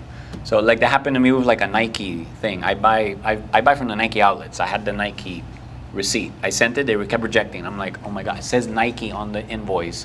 I highlighted it. It's right there. And then a couple weeks later, I'm like, I'm gonna send it again. And I sent it and it cleared. And I'm like, okay, whatever. I sent the same exact thing. Didn't do anything different. So it's a pain. It's just things you have to deal with. There's no way like around it. So IP alert helps with that, though IP alert isn't always right. Sometimes there's a brand that I've sold many times and it says IP alert all the time and I sell it, no problem. Sometimes certain listings you can sell of the brand and then other listings you can't. So how you can avoid that is you want to check if the brand is on the listing, don't sell on that listing. If there's one seller and when you look at Keepa, it's just a long, if you ever, Second graph. yeah, there's a graph, the seller graph. If you've ever looked at Keepa, it's a blue line. If you see that line is just straight, the whole for like a year, 3 years or whatever, and it's just one seller on that listing, don't be the other guy on the listing. Yeah, I came across that last night. Yeah. Avoid those listings like the plague. Oh, but there's so much profit. They're gonna find the moment you land on the listing, they're gonna IP you. The moment you land. There's a reason why the Keepa's really good and there's one seller. There's a reason for that. Like either they have some exclusivity with the brand, or they are the brand and they're just called like Joey's Warehouse, but Joey's Warehouse sells crackers, and that cracker brand is their brand. It doesn't say cracker, it just says Joey's Warehouse or something, and you're like, that's not the name of the brand, but you don't know. So just don't rock the boat, don't mess with it. So just walk away. So there's lots of listings that have 20, 30, 15, whatever sellers. You want to play in that pool. You don't want to play in the pool with the one guy that's just waiting to smack you, stomp on you. So OA Buddy is very good. I really like it. It's a paid extension. It's made by an OA seller, a humongous OA seller. It's really cool because it'll give you a list of reseller-friendly websites and non-reseller-friendly websites. It'll give you notes. So it's kind of like a cheat sheet for finding all the websites, because the problem with OA is like, I don't know where to source. I don't know where to buy stuff. OA Buddy will give you like everything. It's not going to give you the items, but it'll give you the websites. And it'll give you notes on every single site. So, well, you say to OA Body, I want to sell this product, and they show you all the different options that you have to buy the product with? Yeah, let me see if I can just show you. Like Okay. I have it right here. Okay, so this is OA Buddy. Okay. Let me log in real quick. Hold on. You won't see my password, so it's okay. I forget my password. I haven't logged in a while. Hold on. Oh. What happened to your pass? Yeah, what happened with NordPass? Oh yeah, NordPass doesn't work on this thing. Oh, no. Yeah. There we go. So you go to database. This is their database. So let me see it from here. So these are reseller friendly, no or yes. They give you order limits and quantity limits of that website. So let's say you want to wow. click yes. Let me see at the bottom. This thing has 267 sites that you can check that are quote unquote reseller friendly. And then you have all these notes on the side for every single website. And you Okay. get here the date of when the note was placed. Okay. Are you gonna do like a sample of how would you find a product later? Yeah, if I have time, yeah, I think so. Okay, I mean, so that's why I'm technically- trying to like fly through the slides. So it's only show you. It only shows you like the brands, that you can buy and resell. That's what. Well, the website, not The the website. brand. Yeah, they're not gonna give you the brands. Yeah. Mm. I don't think anybody would ever do that because then that's like literally, it's like giving away the wholesaler. Like nobody would do it. But in this case, it's more or less because sometimes the website is the brand. Like Benefit Cosmetics, I've sold them. Yeah. Like that is the brand. You know, that's the website, Yeah, and it's like they're really good. By the way. AC Hardware, that's the brand. Yeah. So all these. Oh, this is not reseller friendly. I don't know why they put that there, but that brand is not. I sold the Beep out of out of Black Rifle coffee a lot, thousands of dollars of coffee. But yeah, they do give IP complaints. I would avoid that one. Yeah, no, it said the notes. Clients have reported IP claims. Oh, okay. I didn't read that part. Yeah. It's the coffee's good, and I sold it like because they would have like buy this much, get this much free. Then there's a subscription. Then there's a coupon, and it was like it was just stacking it, and I would get just boxes and boxes of coffee, thousands of dollars. I sold the coffee, and then when they started giving me IP complaints, I was like, no. I spent so much money on that coffee. Anyway, it was a good time. It was a good Did time. you use those websites to do drop shipping as well? I mean, I wouldn't just because Amazon doesn't like retail drop shipping like that. Like you're buying from a store and then drop shipping.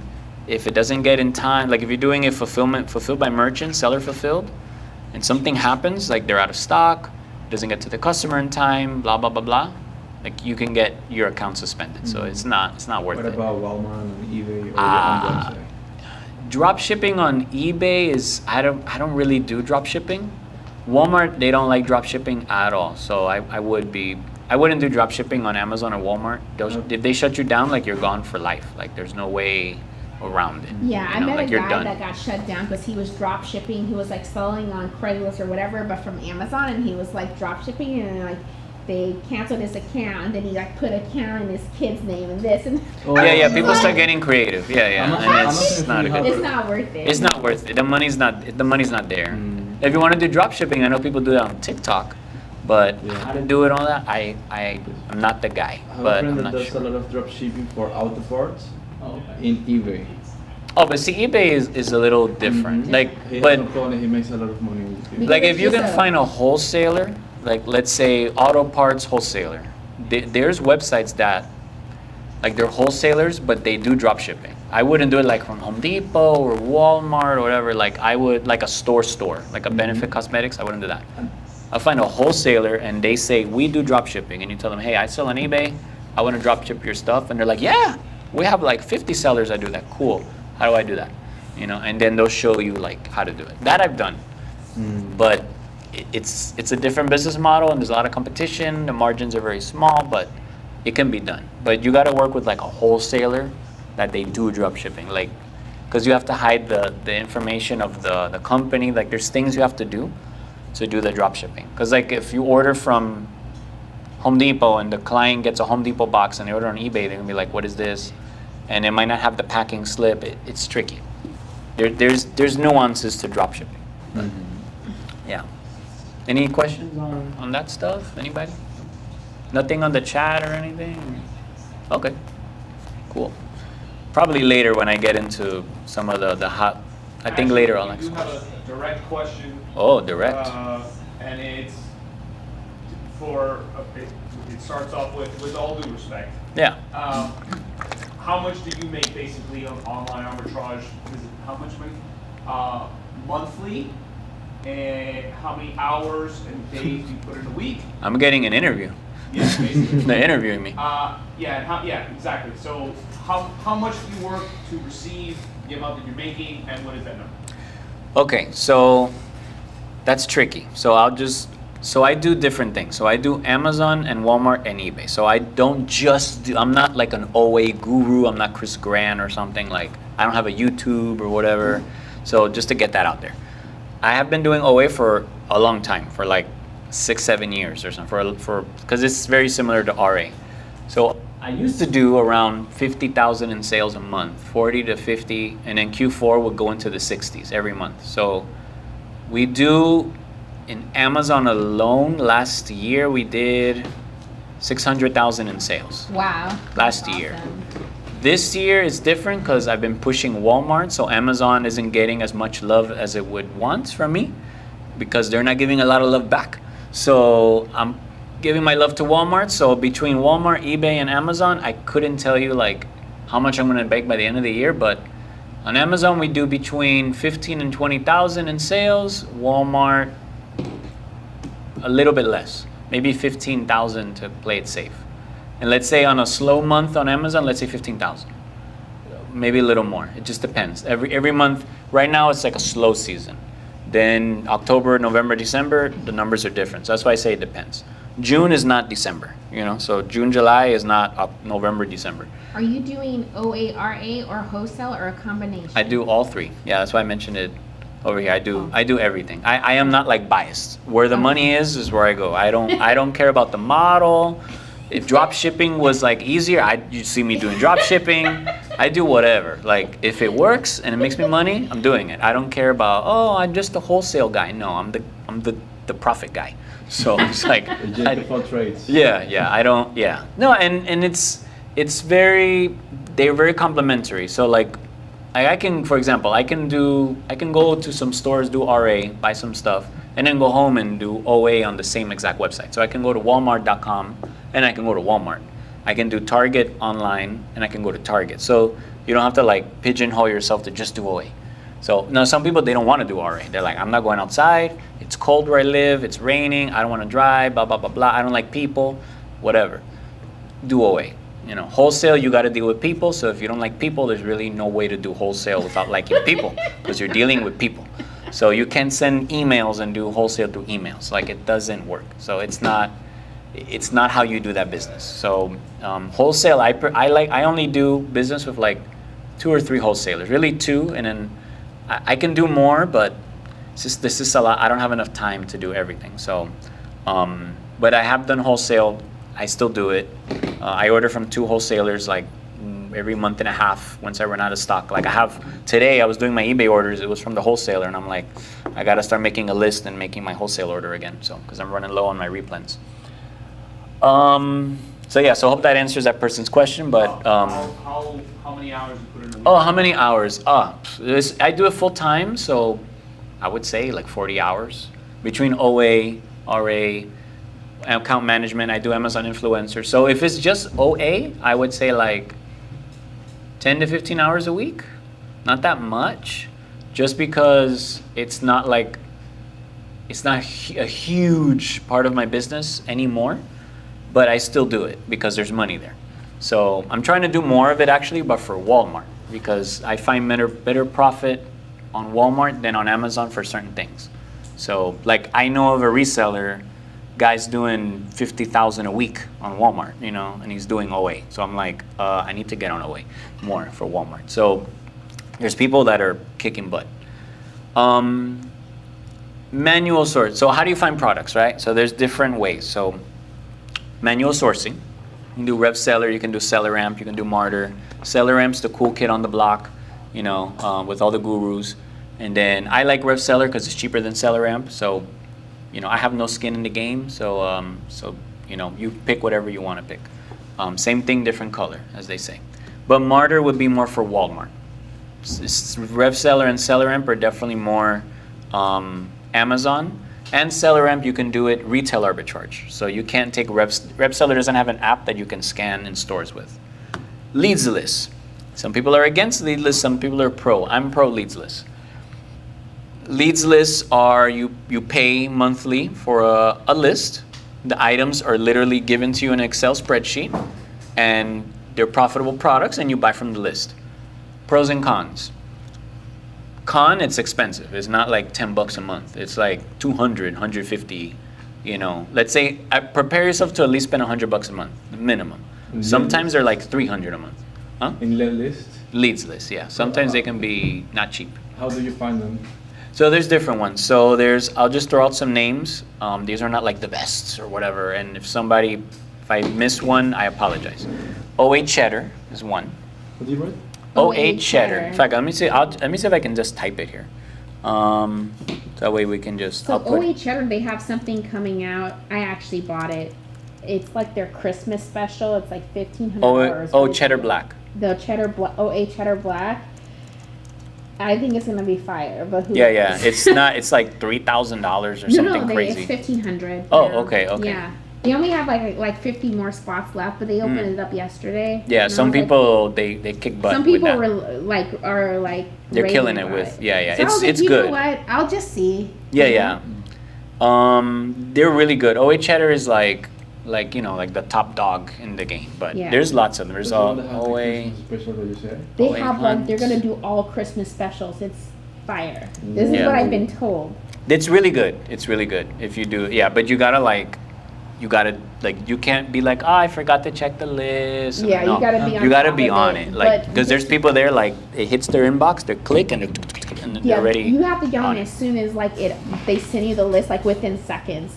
So the guy, they did a whole event on it yesterday and it ended today. It was a 2-day event, and there were people on there that's used the list that they were saying they were doing 6 figures in Christmas time off the lead. Yeah, yeah, yeah. Because yeah. everything is Yeah. just so fast, and you gotta It's do fast. FBA. Yeah, yeah. Everything is just so fast during Christmas, like anything sells, right? Yeah, Because yeah, we're yeah. in this buying mode. Yeah. So you gotta do OA, RA, any A. Any A. Yeah. Yeah. So yeah, leads lists are great. OA Cheddar Black is really good. I have not done it because it's not cheap, but I will let you. I yeah. can let you know. Yeah, let us I'll know. let you Yeah, yeah. how it I know goes. of another seller that she did it for a few years, and it's amazing. She said it's amazing every time. So I was I like, think my biggest problem is that I'm gated, and not everything, but a lot of things. Yeah, 'cause and you're- like working to get on gated, so it's gonna Yeah. be painful that you get this lead. You're like, oh damn. And yeah. then it's like Well, you're you have gated. Walmart. So I would open a Walmart account and then sell it on Walmart. Yeah. That's why you like Walmart, right? Hmm? You don't have to be gated. Well, some things are gated. Yeah, they but just not recently rolled out a list of stuff, but Yeah, but it's very small, the list. Yeah, I Amazon need to is get like on. everything's gated, you know, But but how- Walmart. if you're Not just much. starting back on Amazon, how hard is it to get a Walmart account? I thought it was No, it's, you just give them your Walmart. They're gonna ask you for you're gonna need an EIN, and you're gonna need they're gonna ask you, oh, what's your website, like your store website? You put your Amazon storefront. That's your website. That's what I did. I'm working on filling that. I only have. It doesn't matter. Much. Just put it. It has 5 items. Just put it doesn't matter. Okay. I heard somebody did it once and their storefront was blank. They had nothing. They just gave the okay. list. They just put the link. They just want to see that you're a seller, that you're, Oh, you're doing if that's something. the case, then yeah. All they can say is no. That's All they true. can say is no. How does the list look like? So I don't have one on me, but basically it's like an Excel sheet, and then it'll have, for example, 15 items, and then it'll be from different websites. And then what's nice is that everything is there. It'll have the Amazon link, the item link, the profit, the ROI, everything is there. It's like they dieron todo. They gave you everything. Here's the items. Okay. Go and buy, you know? Yeah. But the problem is, you saw it, 50 other people saw it At the same time. at the same Yeah. time. So, So and, sometime- yeah, yeah. and don't think that it's just, oh, but there's only 20 people on the list. Mentira, it's not 20 people, that's a lie. There's not 20 people on the list.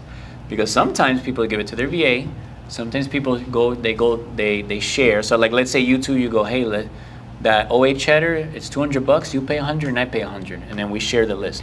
Don't think people don't do that. Everybody does. I do it with people. So, Okay. And like, then it's you like know. too. It's like sometimes like if you don't get on the list right when it comes out, by the time you go to the order, It's out of they're stock. it's out of stock. It's out of They're stock. out of stock. So you lost Yeah. the money that you 'Cause- pay for the well, list. So you're no. paying for the list, and No, you know. you can keep it on a future list and check back to see when it's Yes. coming in stock. But there's always more Okay. items. But how does it work? Like you pay $100 per month, and Per you month. get all the lists. That No, they do? you get, let's You say get a list Monday every to, day. yeah, it's usually Monday Monday to to Friday, Friday. and then every day you get a new list.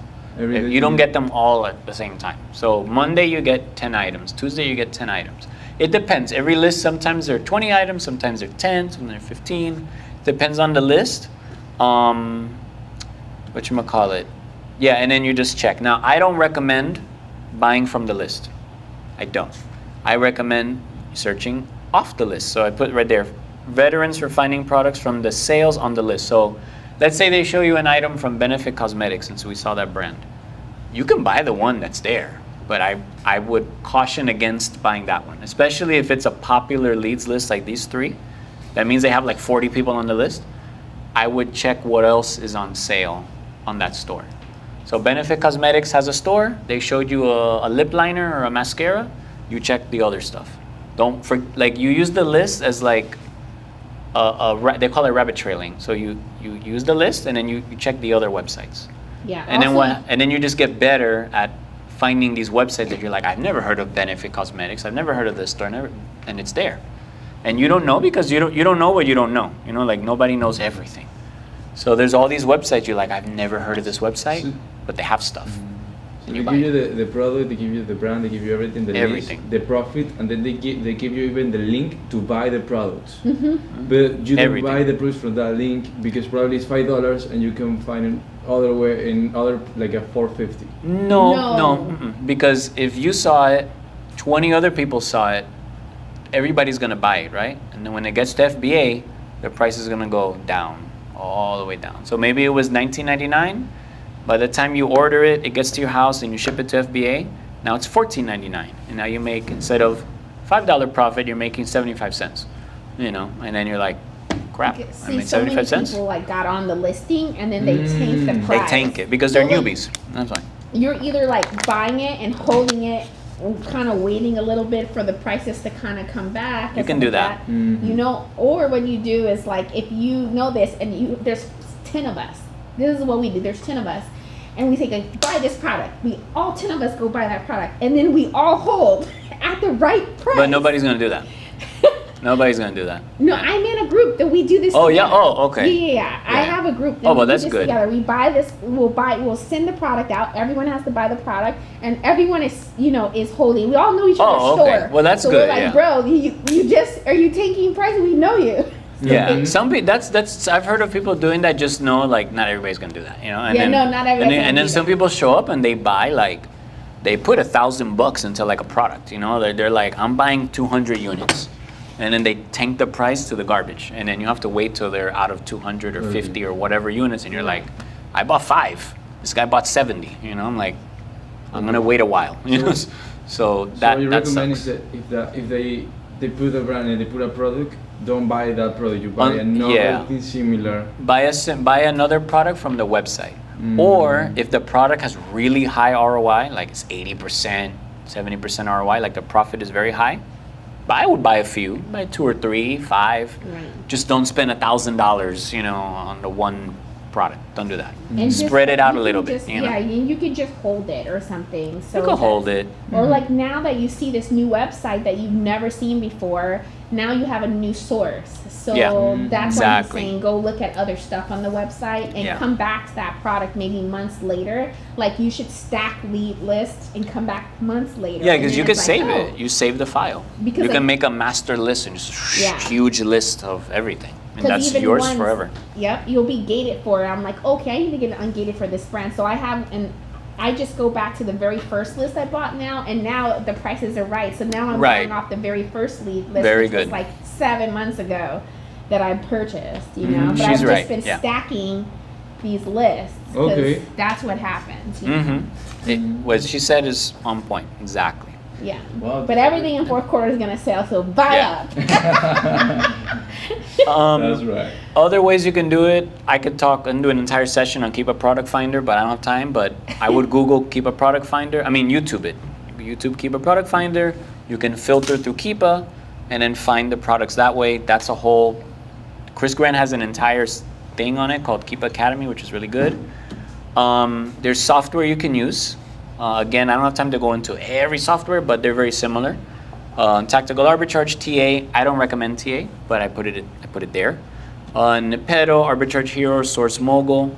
Why don't I recommend TA? Is the mismatches. They have a lot of mismatches. So the other 3 have them, but not as much. But they still do have them, but much, much, much less.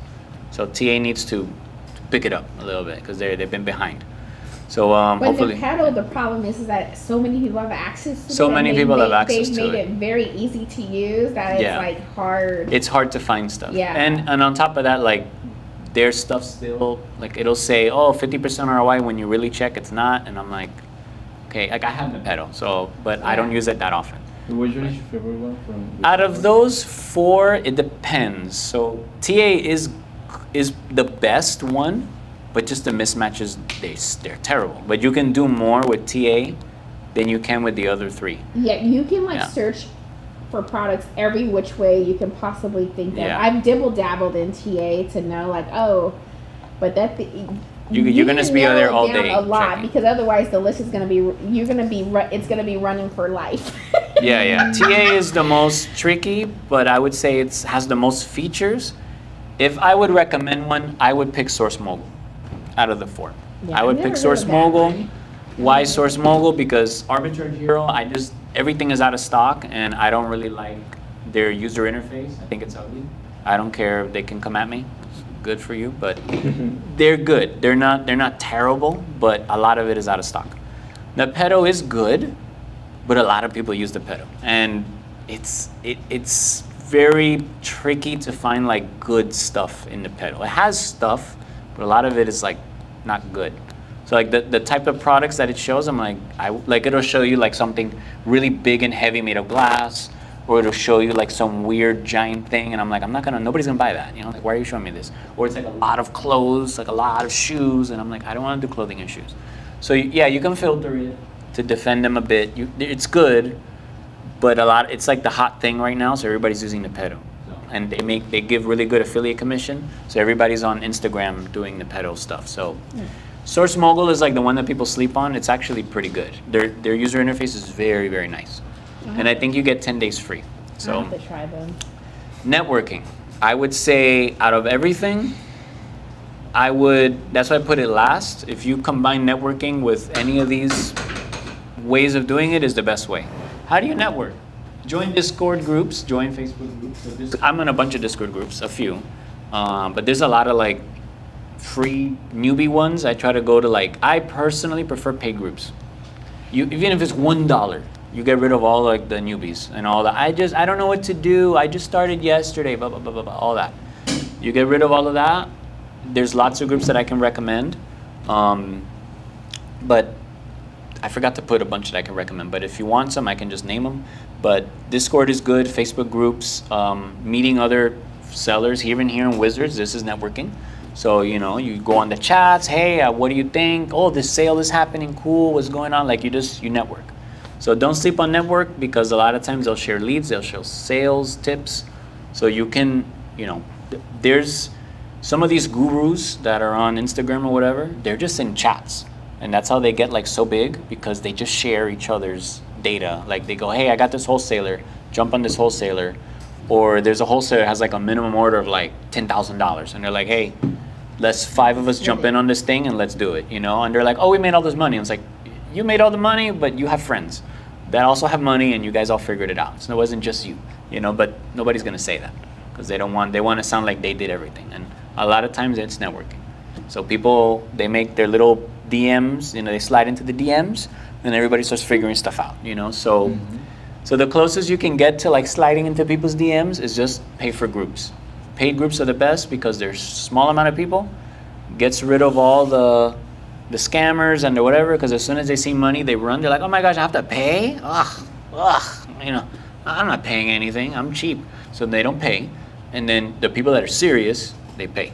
There's a saying that says when you pay attention. So when you pay attention. So when you don't pay, you don't care.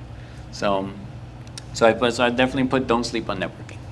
So a couple groups that I would recommend outside of Wizards, and I apologize, it's not to compete or whatever, but it's very separate. There's one group called The Village.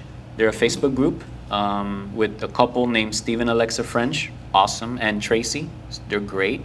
I think if you just Google The Village Facebook group, if you Google it, it'll pop up. I think it's 50 something a month. It's not cheap, but it's really good. They're like $1 million sellers. Another one is called The Sellers Network. Very good with Chaz. And yeah, there's others, but those two I recommend. They're good. And of course, Wizards of Ecom. They're great too, and it's free. So, and you have access to a lot of like big sellers, which is not very common. There's a lot of like free groups, and then there's like 20,000 people in there. So, advanced sourcing methods. You can do storefront stalking. So there's an extension, it's free, called ASIN Fetcher, and you can use that in combination with Keepa Product Finder. Amazon to Amazon flips. If you have Keepa, there's a Keepa deal, there's a deal section, all the flips are right there. Not all of them, but a lot of them are there. And there's also an extension, I don't use it, but it's called Flip Alert. It's with another group called the Buy Box. Also, that's another paid group. They're like 100, 150 a month. Not cheap, but they have this Flip Alert extension, and it literally finds all the Amazon flips on Amazon, and you can just like filter it, and you can find them. So if you want to do Amazon flips, I would go on YouTube and watch a little bit to kind of know what that is if you don't know what it is. I would say it's a much more advanced way of sourcing. Long story short, you're buying from Amazon when they're really cheap, and then when the price jumps back up, you're selling at that price. So Amazon sells the product for $29.99, and for some reason, they went to like $8.99. You buy it at $8.99, and it flips back to $29.99. Then you bought it really cheap, and then when it goes back up, you sell it at that high price. Some people make a killing just doing Amazon flips. You gotta really know the Keepa chart. Yeah, you need to know Keepa. You gotta like it's not a newbie study thing. it and pray it. Love on the Keepa. Yeah, the best way to do it is like when Amazon is in and out. I don't like it when Amazon is there the whole time. I like it when they're just like blips. They're just there for like a day and then they're gone. You have to see like this. And it's gonna No, not even. They're just like it's like they're there for like when you look at the Keepa chart, it's just like little lines, and that's Amazon. They're there for like 20 minutes and then they're gone, and then they're there for like an hour and then they're gone. Like they get in a few stock and then they vanish, and you gotta grab it. And then they'll be there for like $7.99 and jumps to like 30 something, and you're like, whoa. So when Amazon is there? When Amazon is there, because what will happen is, let's say Kohl's had some item on sale, Amazon matches their price. And then when Kohl's is out of stock or the sale is over, it goes back to the crazy high price that they had. Because Amazon wants you to shop on them. Faucet in the shower last night. I was like, oh, should I? I still have it, and it's still on the deal. I'm like, should I buy this $70 shower? The con with Amazon flips is I say if it doesn't flip back. Yeah. So like you buy it for 40 and it stays at 40 for the next year, and you're like, oh, you come have on. to basically you have to look at like the whole history of it the and Keepa kind of chart. get it, and then if it has that the constant pattern, you're trying to do better than not. You're not going to hit 100%, but you know but you could turn around and sell it on Walmart. Sell it on eBay. You can do flips, Amazon flips for Walmart. I've done that. I go to Keepa Deals and I check Walmart. I prefer to do that because it's a little safer, because then I don't have to worry about Walmart going up and down in price. It's just expensive on Walmart and it's cheaper on Amazon. I'm like, okay, I'm good. Right. So I don't care about what Amazon does. So I've bought flips where like they don't flip back, and I'm like, okay, now what do I do? Yeah. So that's why it's tricky, because you can lose your money quick. So it's kind of like a gamble. It really is like a gamble, but it's actually those groups again. The Village Facebook group. So the Village and the Sellers Network. The Sellers Network is like a combination of everything. They do eBay, they do Walmart, they do Amazon, they do Amazon influencer, they do everything. Their main thing is like eBay and Amazon. That's like their main thing. And they do some Walmart. Both in Facebook. The Village is on Facebook. The Sellers Network is on Discord. Yeah, and then and the buybox.io, that's another group. That's like you want to do Amazon flips. The guy's name is Saul. That guy's a monster. He's the guy that runs, him and a bunch of other people. They run that group. On X, Twitter. He's a Twitter guy. A lot of them are on either Twitter or Discord. They'll be on Instagram, but it's really Twitter and Discord. Twitter is like, I don't really use Twitter, but yeah. Huh? What's the name of the other guy? Saul Sells. Saul Sells, I think. If you just Google the buybox .io. I don't know why it's not .com, but it's .io. That's their website. It's not a cheap group. It's like $150 a month or something. But it's very like high level. It's not like, oh, I just did my first shipment. And no, it's more like high level stuff. Your catapult your learning with that guy. He gives a lot of tips away actually on X. And it's not just him. It's like he's like a team. It's like a bunch of people. Yeah, so. I'm only on X because of Amazon. I'm only on Instagram because of Amazon. I'm on Instagram, but that's the only reason why. Yeah, you gotta get on X. They're all on Twitter. Yeah, everybody. I don't really use it, but everybody's on Twitter. I don't really use it either, bro. I don't use it either. That's the only reason I use this for Amazon. Yeah, you can use it just for business stuff. Just follow like Amazon people, and then you just. And then they'll say more Amazon people. That's how. That's how I did it too. I just use Instagram for Amazon stuff, business stuff, and eBay to Amazon flips. There's a software called FlipMine. I like it. I know, oh my gosh, but you can't sell eBay on Amazon. Yes, you can. But what happens if you get a complaint or whatever? It's a risk I'm willing to take. So it just depends on what you buy. You got to really know what you're doing. It is not a newbie. That's why I put it under advanced. If you're not sure, just go to YouTube and put the word flip mine and then watch some tutorials. It's more of like you have to really know what you're doing to do eBay to Amazon. So basically, avoid IP complaints and avoid if Amazon is on the listing. And you're more or less good to go. And you sell new stuff. Don't sell used. Like, I don't do used stuff. I buy everything new. I check the listing on eBay. I don't want any IPs. I don't want Amazon on the listing, and that's what I sell. And I mainly just do toys. All I do is toys. So, and I've been doing it for a while. No issues. The profit is really good. So, adelante. I just keep doing Does it. Melissa and Doug have IP complaints?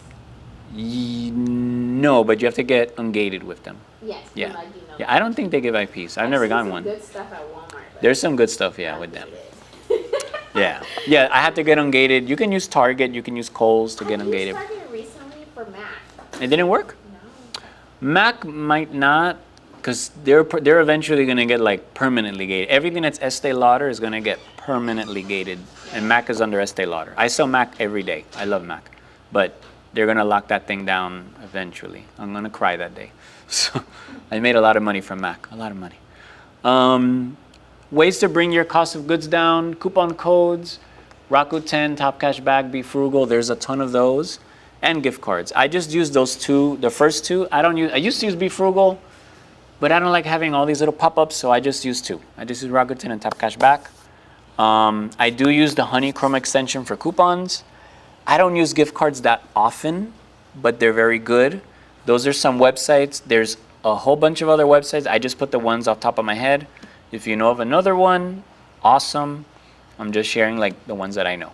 So that's a good way to bring it down. Sometimes it's not worth it. Like the gift card will be like, oh, you saved 1%. I'm like, okay, I saved $1 or like 25 cents off of like $100. Wow.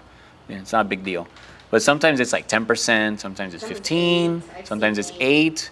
They say buy Yeah. them up now because basically during the fourth quarter it's like small ones because everyone. Yeah, everybody's gonna buy it in Q4. Yeah, so Q4 is a great time to do it. Rakuten, you can just go to Rakuten and they always have deals. So I mean, since I have this here, I can just show I you. like Rakuten and they send me a check every month. It's so beautiful. Yeah, you can just go to Rakuten, and they literally have right there all those sites you can source. So like, Adidas right now has 12%. They have Under Armour is 8%, Sephora is 8%. So you can get 8%, and then you go check Sephora for a gift card, and then maybe, I'm just guessing, maybe it's 5% or something. Then you just start stacking it up. I personally do not count that as my cost of goods. Like that's like bonus money for me. If Rakuten sends me a check, I just pay down my credit card. I don't count it as like, oh, I saved 8%. Like I don't do that. Because first, Rakuten takes 3 months to send you the check. Let's start there. That's a long time. 4 times a year they send their checks. And then B, like, because of the time lag, like you don't see that money for a long time. So it's like, who cares? So I personally just take it as like bonus money. It's like if I get $200 or $100 from Rakuten, I just put it to my credit card, and that's it. But what's nice is you can find some sites here that, like I've never sourced on Birkenstock. I don't even know what that website is. I know Canon is gated. I don't really source in Rack Room Shoes. Skechers, See, like magazines.com, 40%. I don't know. I've never gone to this site, but I don't know if you can source there. But Backcountry, maybe once or twice I've gone there. Never sourced in Hey Dude. I don't know what that is. Hey Dude's shoes. Oh, it's shoes. Okay. I don't know what JD is. Zappos is owned by Amazon. There's really probably nothing there. Carter's, you can find stuff. So CVS, you can definitely find stuff. Michael Kors is oftentimes gated. I don't know what this is. So That's a hotel. yeah, it's a hotel, yeah. So you can just go through here and just look around, find stuff, see more stuff. Target, you say 1%, 2%, it's nothing. Hey, Nike, 9%. So, you look around. Walmart. Yeah, Walmart. So you just look around and it gives you ideas. And you can go down here, Keurig, that's 25%. Sometimes they'll give you coupons here. Saks Fifth Avenue is good. So you just Keurig go can be there. good during Christmas time. Keurig? Yeah. Oh yeah, Keurig is good. The, Oh yeah. Any K-cups are amazing. The K-cups, carrot. You can make a lot of money off K-cups. Mike, You Yeah. gotta get on you got it. some, they're asking if you know of any good Discord groups? Yeah, the Sellers Network is good. There's a gentleman that I do recommend. I don't know if he has a website. It's called, I forget his name. His name is Dave. I can't pronounce his last name, but it's this bodybuilder guy. And he has a Discord called Operation FBA. I don't know. I don't think he has like a website. No, I don't think so. But if you look him up on Instagram, that's his name, David Prochashka, Operation FBA. He has a free Discord group. It's pretty good. There's another gentleman that has a paid one. I forget the name of it. I have to look for it, but it's another guy that's on. John, I can't remember. I can't say his last name for the life of me.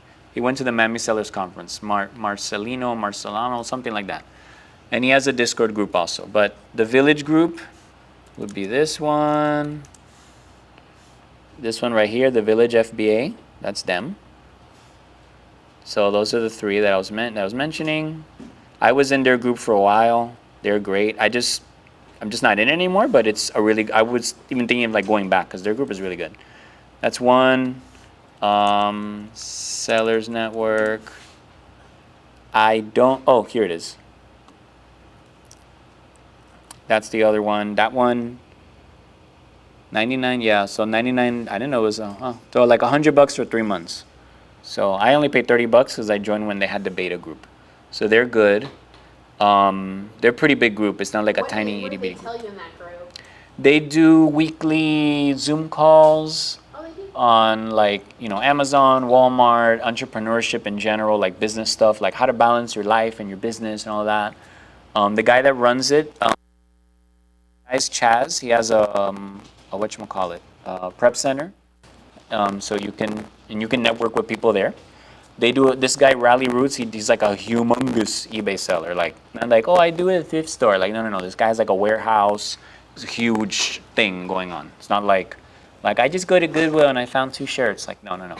So like it's like a thing. Like the guy's, he has a lot going on with that. So I guess they both had like their own YouTubes and their own communities, and they just made like one group. And there's a lady named Sarah Ray. She's awesome. She does a lot of Walmart, so she's also in that group too. What other groups? Oh, the Buy Box. Let me see. I'm sure there's another group out there that I forgot or whatever. I'm just thinking of like top of my head. Of course, the Proven Amazon course is a good group too. That one's free. So if you go to Facebook, you put Silent Sales Machine. Silent Sales Machine, but their group, they changed the name. It's like My Amazon. I forget how they changed it. But I'm a coach with them, so they're a really big group though. There's like 70,000 people, but it's a really good group too. Highly recommended. And again, I'm not trying to compete with Wizards or whatever. I'm just mentioning groups. So, and I love Wizards because it's free. So like this one, you gotta pay to play. So, but it's a good group. So yeah, just check them out. Whichever floats your boat, or if you don't have to, or just join some free ones. Let me see how many slides I have. Okay, so I have 2 more. I'll run through them because I know I'm almost out of time. But avoid buying from websites that are not legitimate. So this is what to avoid. Check Trustpilot, Google reviews to confirm the authenticity. Don't buy from like, joeyswarehouse.com. Like don't do it. So, and it's like a Shopify store, and it's like, but the prices are so good. Oh my gosh, it's amazing. I'm gonna make so much money. No, you're not.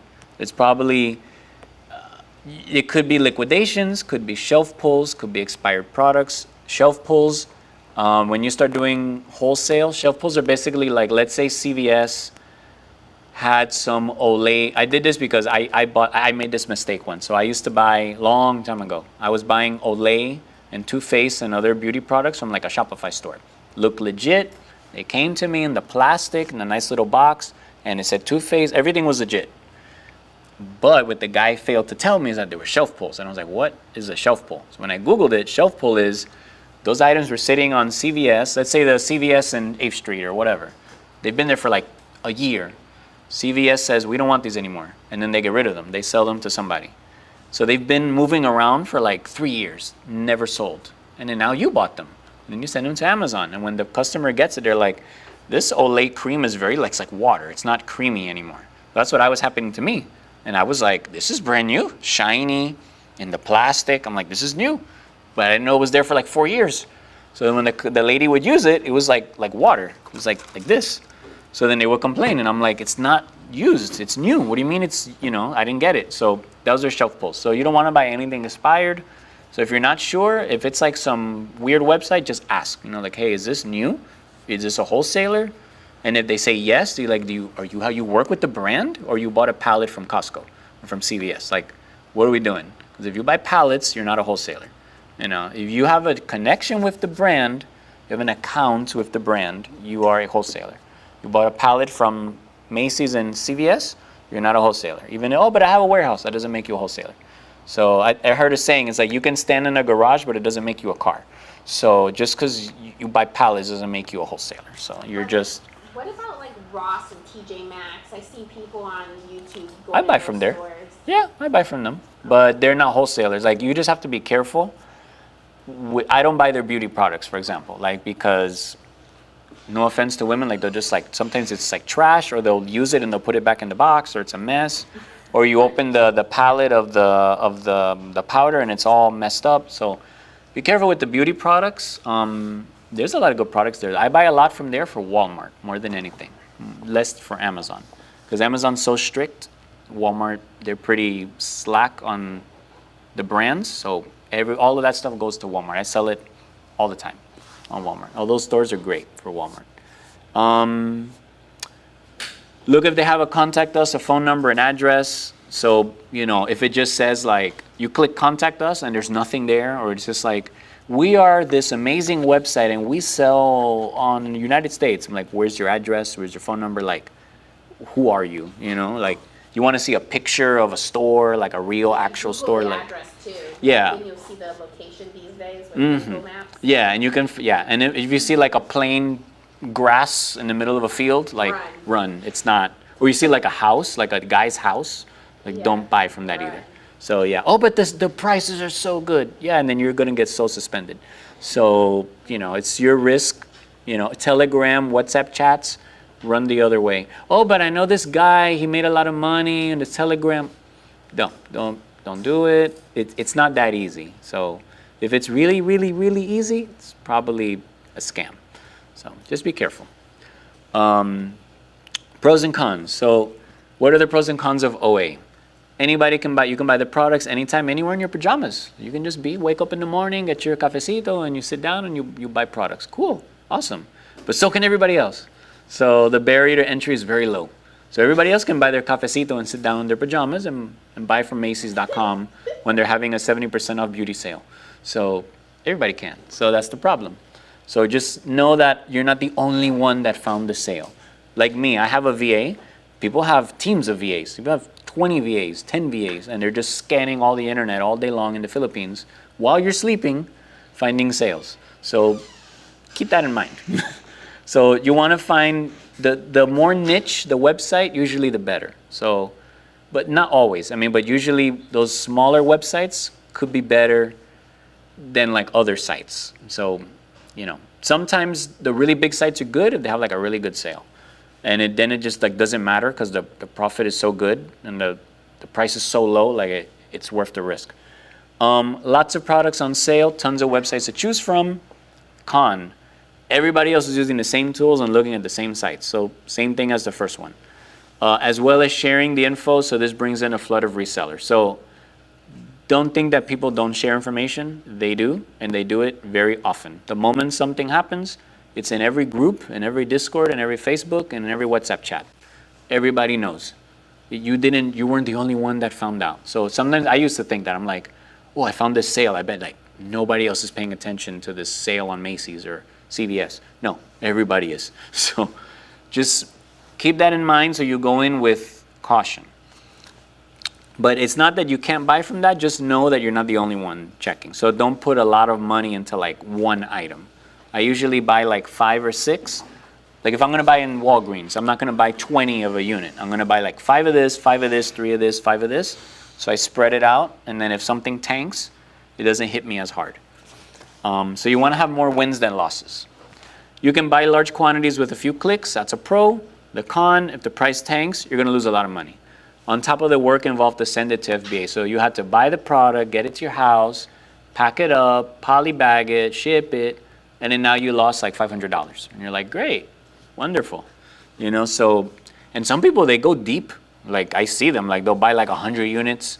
And I'm like, if they bought at the same price as me, they spent like $2,000, $1,000 on like one product. And then those are the ones that tank the price because they freak out and they're like, I spent $2,000 on this thing, like I'm gonna sell it. And they'll sell it for like 5% ROI. There's sellers that put their repricer to 0% ROI and they're like, I don't care if I get 1%, like I want my money, you know, like, and you're trying to get 30, 40% ROI and this guy wants 1% to the garbage, you know, and they're happy. Or they don't know their numbers. And then they're going negative. You can see on SellerAmp and other software, like these people are losing money. How are they doing that? They don't know their numbers. So as a coach, I have students, they don't know their numbers. So I know it's a real thing. And it's like, you need to know your numbers. Like you have to know what you're making. So, but some people don't. No, that's true. Yeah. Sorry, I wanted to go through a lot of stuff really quick. So if you have any questions on the chat or anything? No? Nada? Okay. You guys, do I still have time? Or you want to like... Okay. Or if you guys want, I can show you like really quick, like a quick like demonstration of OA. Okay. So yeah. So let's just go.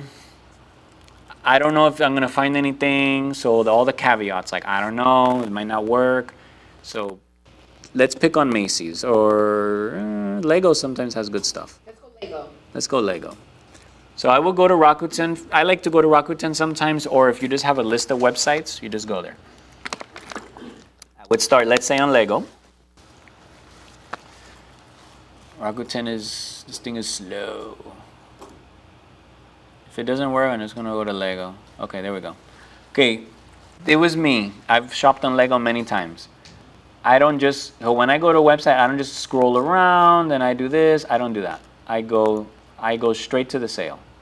So I go shop, and I know because I've done Lego, I'm gonna look for sales. So I'm gonna go here. Then I'm going to, it'll have a button where it'll say like shop all the sale. Let me see. Oh, these are best sellers. Shop, yeah, here we go. Did they move it around sometimes? No, go away. Okay. So I like to click show in stock only because why do I want to see out of stock stuff?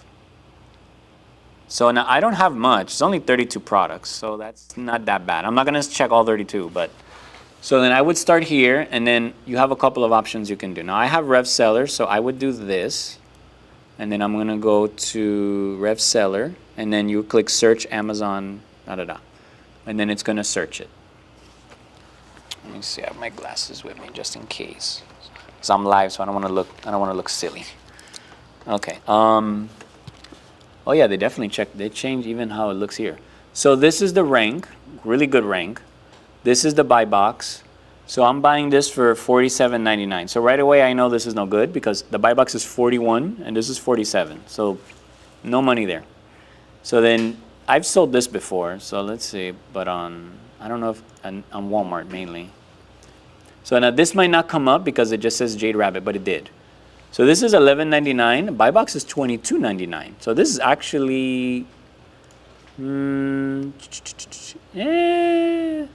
it's not that profitable, but let's check it out. So this is actually good. So as you can see, it's $11.99. Let's see. 2,000. So a couple things here. So there's not much profit, but I'm just going to pretend for the sake of the example. It's $11.99. I only make $1, profit, 8%. So that's no good. I wouldn't buy this. Personally, I would check Walmart if it was me. But as you can see, the seller count is already going up. Amazon does sell it. They're here all the time. You sell it for $11.99. Huh? They sell it for $11.99. They sell it for $11.99. Right now, they don't have the buy box for whatever reason. But, well, I think is the buy box? No. Yeah, they don't have the buy box for some reason. They'll probably rotate in, but I wouldn't buy this for several reasons. First, as you can see, $11.99. Now, it goes to show people don't know their numbers. So there's 30 sellers here, including Amazon. So I say 30. Amazon's 31.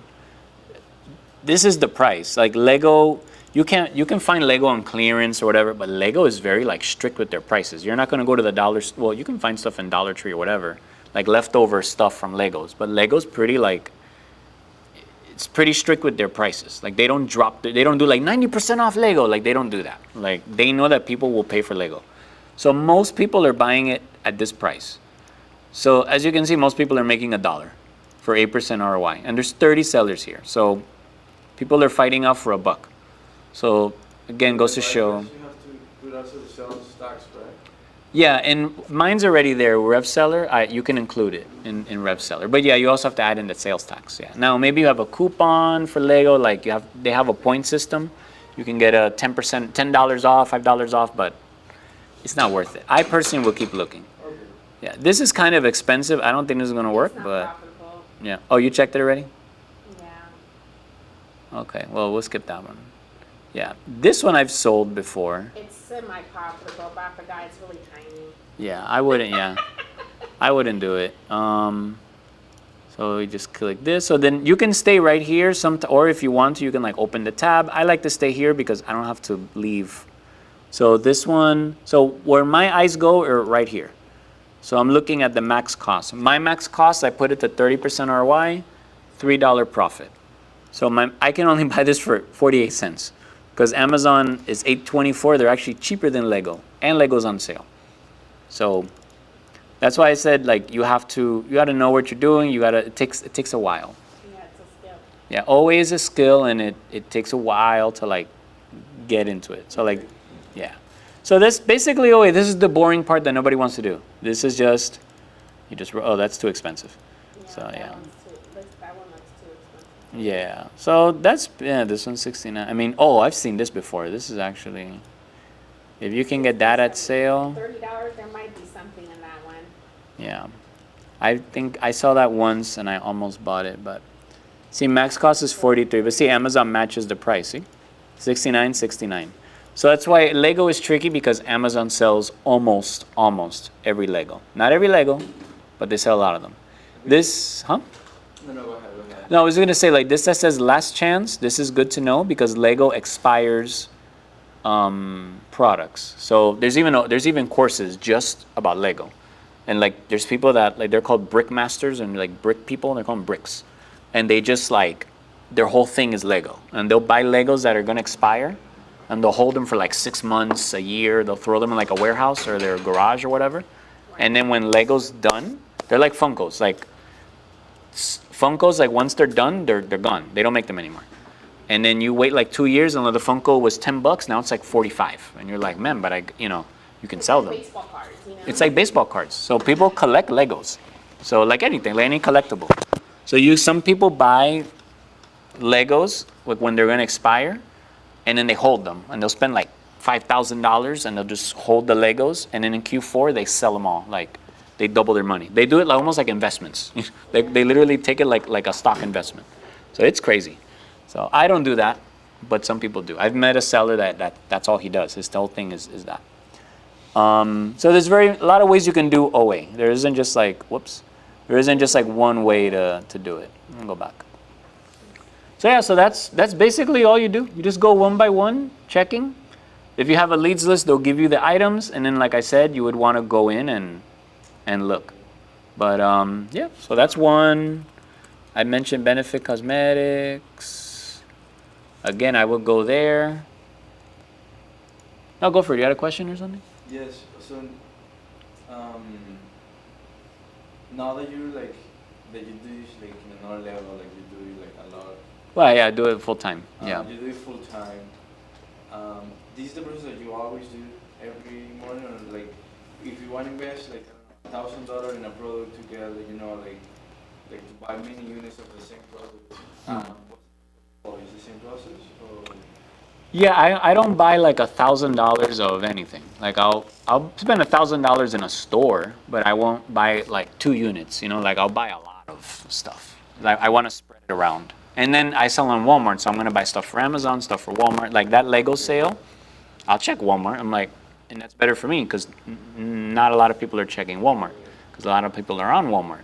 So then I'll be like, well, okay, you guys keep fighting on Amazon. I'm gonna go over here on Walmart where there's like 2 sellers and the price is better and Walmart isn't matching Lego, and then I can sell Lego. Like I sell Lego not all the time, but when I can find it, I'll sell it on Walmart.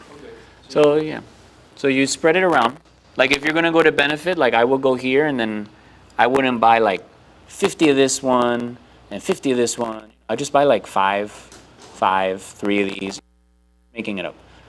But, and I wouldn't even check this, like I would look for the sale. So I don't see they have a sale right now, but yeah, I don't see anywhere here. Like Kohl's always has a sale. Kohl's just had a sale.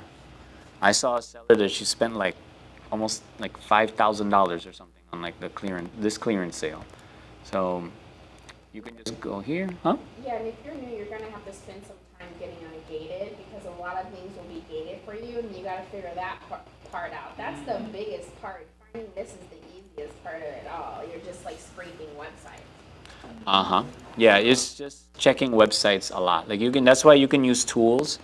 Oh, since now that I'm online, so Source Mogul was one.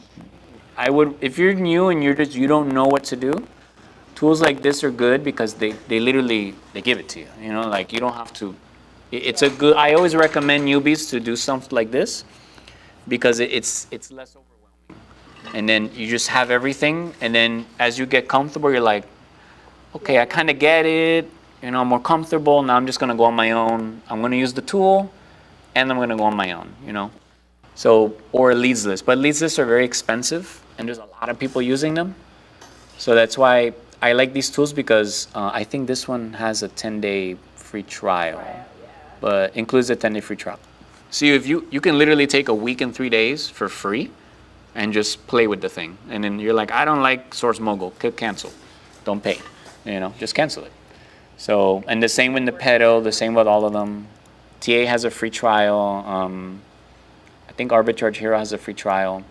I like this one a lot, but I don't use it honestly myself. I only use Nepedo because I have it. Like I had it when it just came out, but Source Mogul is good. So I've used it. I found stuff. I just don't like to have a lot of software. I just like to pick one and stick with it. I have like a couple, like what he's saying. Like I have a couple. I have like 2 pricers because I feel like I like AZ Insights for this, but then I like Seller M for this. Oh yeah. And then I have a whole bunch of lead lists. And, yeah, it can get expensive. Yeah, you gotta kind of learn, you know. Yeah, and then that's when I start recommending like just pick something and just stick with it because you'll end up spending like $500 a month on software and stuff, and then you know. So like this one, see for example, $629, Amazon's matching it. So that's nice, and then there's your profit, a negative $1. No good. That's not good. No So then here, well, why am I highlighting it? Yeah, you can just click. So this is why I like RevSeller because I can just click it, just like SellerAmp, and it does it. Negative $2, no good. Same thing. This is all I do. This is the secret. This is just clicking stuff. And then you want to see like that is not that. So you want to scroll a little bit, but I'm not seeing it. So yeah, so I just move on. So yeah, that's basically, this is the part where you put music on, you put a podcast on, you know, you just do whatever, and you just sit here and just do this for like hours. You know, there's no secret sauce. This is the sauce. So you scrape the page and then you buy like 3 of one product, 4 of another product. And Yeah, because you don't want to buy $500, buy 40 products, and then when it gets there, for example, let's pretend. Let's say this is $15.74. Kohl's, you can go crazy. You can buy like 20, 30. You can go nuts on Kohl's. And if you can use OA Buddy right here, it tells you. See? Kohl's is notorious for shipping incorrect clothing items. We found that they spread out the orders. We were successfully able to place 3 to 4 large orders, 99 units per order, per day, by calling their support. So now, am I going to spend 99 units per order? Nope. But so let's pretend this has no profit. It's 19-cent profit. It's garbage. But It's actually, it's you go really negative. It's just matching the price. But let's pretend there was profit there. Let's say this said $10 profit. You're like, wow, $15, and I'm gonna make $10. I'm gonna buy 10 of them, and I'm gonna make $100. Good for you. But then let's say 40 other sellers show up, and now the profit is $3, $4, $6. That sucks, you know. And then now you're just, and it keeps going down, and you're like, stop going down. You know, it's like watching the stock market. You just see your money go, and you're like, stop. You know, that's what happens to your products. That's why it's good to just buy 3 or 4. And test You sell it. and see how it goes. Yeah, and then if it's good, you go back and buy more, Yeah, if try you a can. little bit more. But then that's why you try to get a whole bunch of people together, and then you buy. Everyone says, "Here's the product," and we all go buy it, and everyone knows. We know each other's stores. We know the names of Yeah. each other's stores, and no one can take it. So now your people are holding steady. So it's just better for like business. But you gotta Yeah. find those who's. It wasn't easy. It Yeah, wasn't yeah. easy, but I found it. Yeah, that's a really good strategy. Yeah, and that's one way to do it. In that group, like finding out people is Uh, hard. It's not easy. Yeah, it's on the groups he talked about in Discord. You find them because people will just talk, and then you just start meeting people. Yeah, you just know, start people will say, "I'm in talking. this group, do you wanna join?" Exactly. Yeah, it's very like organic. Yeah, it's just networking. And then next thing you know, oh, you guys want to do a mastermind? Yeah, let's do a mastermind. Yeah, let's make a chat. And add fulanito, add meganito, and then everybody's chat. Let's meet on Tuesday. Yeah. And then you just join on Yep, Zoom. And we source. And that's we like- and then you wanna just do source, all yeah. together, and then we find the products. We go in on it together. That's fun. I haven't So done, but that's we all fun. know each other's store name. No one's, everyone knows everyone's store name because it exists. So it doesn't. People hiding things doesn't matter. Yeah. So but the bigger groups that you pay for are nice because you have access to like these mega sellers that are doing like 2 million a year, 3 million, $1 million a year, and they're just there. And you can just ask them whatever, and they'll answer the questions. It's like having Carlos Alvarez, like, like on a chat, it's like, I just ask him whatever I want, like, so it's kind of like that. So those are the benefits of those groups. Like you can just jump in there and then they'll do interviews, they'll do trainings, and it's just like high level stuff. It's the stuff that you're not going to see on YouTube or whatever, that nobody's sharing because they don't want to put that out there because it's You can good also information. pay for training. I paid like a considerable amount over time. Oh, but yeah. It's all worth it, and I'll get it back eventually. Yeah, I've paid thousands of dollars for overall over the years. In training. Yeah. Oh yeah. Over many years, I just paid for a $300 course like a month ago, and a couple weeks ago. So I'm always paying for trainings and courses because About what are the things that you want to improve? I'm doing right now. I'm learning more about Etsy, about selling merch by Amazon, print on demand, stuff like that. So I'm learning that. You can go on YouTube and watch stuff, but you got to watch a lot of YouTube, and you got to go through a lot of junk of like, buy my course, check this out, here's my And group. you have to go through a few of these courses. 'cause, Yeah. Like everyone knows something different, and not everyone knows the same information. I can tell you, I've done 3 different coaching programs, and you just got to do a few because it's like, oh, I didn't know that. Oh, I didn't. Yeah, not everybody knows everything, yeah. Different things. Yeah, I've learned from a lot of different people. And some of it's crap, some of it's not. If I get one good nugget, I'm good. Yeah, That's right. exactly. Any other questions or anything? I mean, I could source all day, so I don't want to like bore the chat or something, but yeah. I just feel bad for the people on the internet. I'm just looking at Kohl's, but yeah, but it's just an example. It doesn't have to be Kohl's. It can be anything. So, trying to think. Oh, there's another website you can definitely use. This is free, so I forgot to put this. SalesGazer. SalesGazer's good. If you don't use it, definitely use it. It's free. All it does is it's just emails. It's an email inbox of like, I don't know, like 900 sales. sites. Yeah, like all the sales. So you just get it in one place instead of all over the map. Mm-hmm. And then make a separate email for purchases because you'll then be on their list. And if you put it in your regular email, it's like a hot mess. Yeah, it's a mess. They all email you stuff. Like I have Yeah. a separate email just for purchases only, and then That's I smart. look through that, and then I look through SalesGazer. I should have done that I didn't do that in the beginning, and now I still get all the emails. But in the very beginning, I didn't think of that. I have to like learned that unsubscribe from going to everything. Conventions. If you put your regular email on a convention, holy crap! When Yeah. you get home, it's endless. Yeah, that's right. This So website's that's- really you gotta have good. a separate- This website's great for clothing and shoes if you do it, but it's literally, it's called Going On. It's legit. Like, you will find something and it's gone in like an hour or something. Like, it's gone. What is going So, on?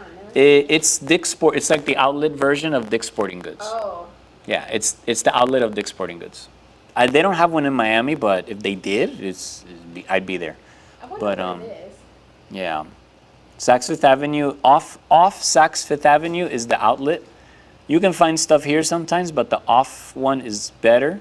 But it's just like going on. It's literally like it's there and it's gone. Like, you gotta grab it like quick. So yeah, so there's a lot of stores like that. Like, they have good sales, but you have like a very short amount of time to grab that item. Yeah, and you just scroll through here. You can put the word sale. You can put the word clearance. Get creative. Put Black Friday, put Labor Day, whatever. Get creative. If there's a sale, a seasonal sale, you want to type that here. Like, if it's Labor Day, you can put Labor Day sale. See right there, the pre-Labor Day sale. This is how we do Labor Day, and then you just pick a website that you want to try, and then you source. And it's always good to pick these weird, like, Bliss is good on Walmart, for example. This website, 50% off, plus extra 10% off everything. Boom, right there. Now, is it good on Amazon? I don't know if I'll find anything, but it's just to give you an example. And that's it. And then you just start checking this stuff up. Yeah, I think I'm gated too. I haven't sourced Bliss in a long time. And sometimes, even though you get ungated, they'll regate you. Yeah, they'll regate you, or the brand will still IP you just because you're gated. It looks like I can sell it. No, you can sell. Okay, so I'm good. So yeah, so this one is $5.10, but that's just that one. So this is 22. This is 1 ounce. I don't sell. Just for the sake of time, I don't think that one's any good. But yeah, so I just do this, and that's it. You just check. There could be something here. I don't know, but maybe that. Do you have to put in RS? Do you have to put the price, or it just automatically loads the price? You mean this price? Yeah. No, it won't put the price. Oh, it won't put the It'll price. just search for it. So then that's why I look at the max cost, and then I look at that number, max and then I look at cost. this The max number. cost is- Yeah, and if this number is higher than this That number, then it's- yeah. I don't care. don't I use just move Rev on. Seller, but I like that. Yeah. That's all I'm focused on. That's my number one thing. Is it profitable? If it's not, I don't care about anything else. I'm here to make money. I'm not here to play around. But yeah, that's basically all you do. Just go one by one by one. And then I also like to compare, like, if this is 23 and then this is 18, it's not a big deal. But if this was like 13 and this is 5, that's pretty good, Max cost is the revenue that you can get to make? No, that's the Max max. cost you should pay for the item in the store. Yeah. Mm-hmm. So like, He's pulling up like that one, so you shouldn't pay more than $21.85 for that product. Now you're looking and see, can you get it less? And that you can. yeah, but I don't. But this is 32 ounce. I don't think this is a 32 ounce. You have to make sure it's the same product. Yeah. Right? Let's go see. It Yes. says 32. Cha-ching! Whoa, well, hold on. Let's double check. I don't get excited anymore. I'm always like, there's always something, but it could be cha-ching. Could be. Maybe we live, we make some money. I don't know. Let's see. I always pull up Amazon and then I dig a little bit, but I don't. Well, yeah. See, I wouldn't sell it. Why? Right there.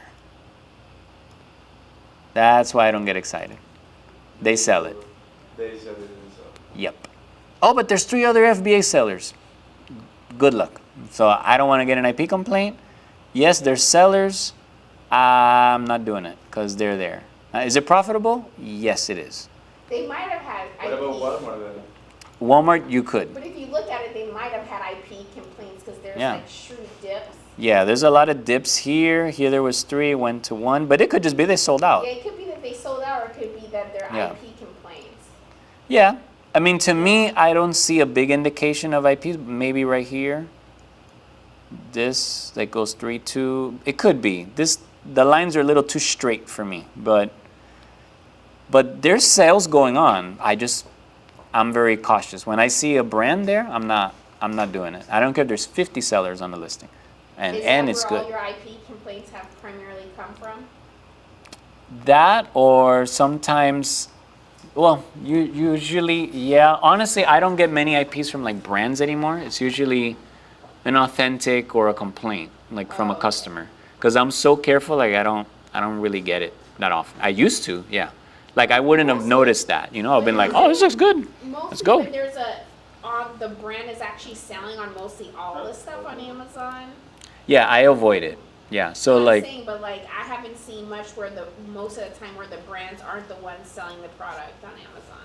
where they're not selling it. Yeah, normally every listing the brand is on. It depends on the brand. Not every single brand, no.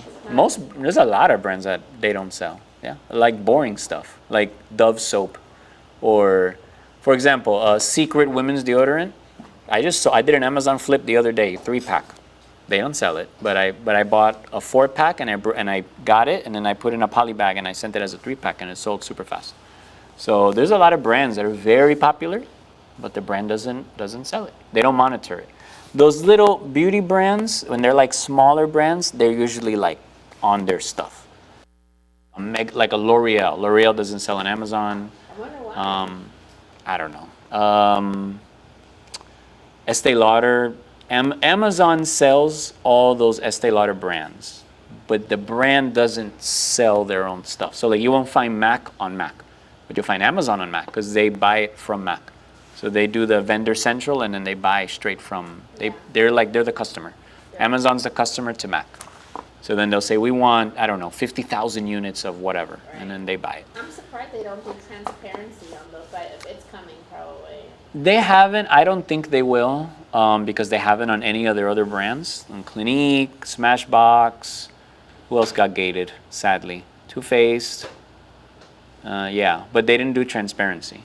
Usually transparency is like the brand itself went in there and did it. When Amazon buys the stuff, they just kick everybody out. It's like a party. Like they just, when the cops came and they kicked everybody out the party. And then Amazon, you guys, everybody's got to go. You people got to go. And then they kick everybody out. They close the door and nobody else is coming in. When it's transparency, IP everybody. You get an IP. You get an IP. Everybody gets an IP complaint. Everybody. So I see transparency. I don't touch it. Like Black Rifle Coffee, they did transparency, I think, and then you can't sell any of their stuff. Mike, So, yeah. 2 questions. One, do you calculate the other costs on a case-by-case basis, or do you use an average expense per unit for shipping, receiving, etc.? Oh, good question. If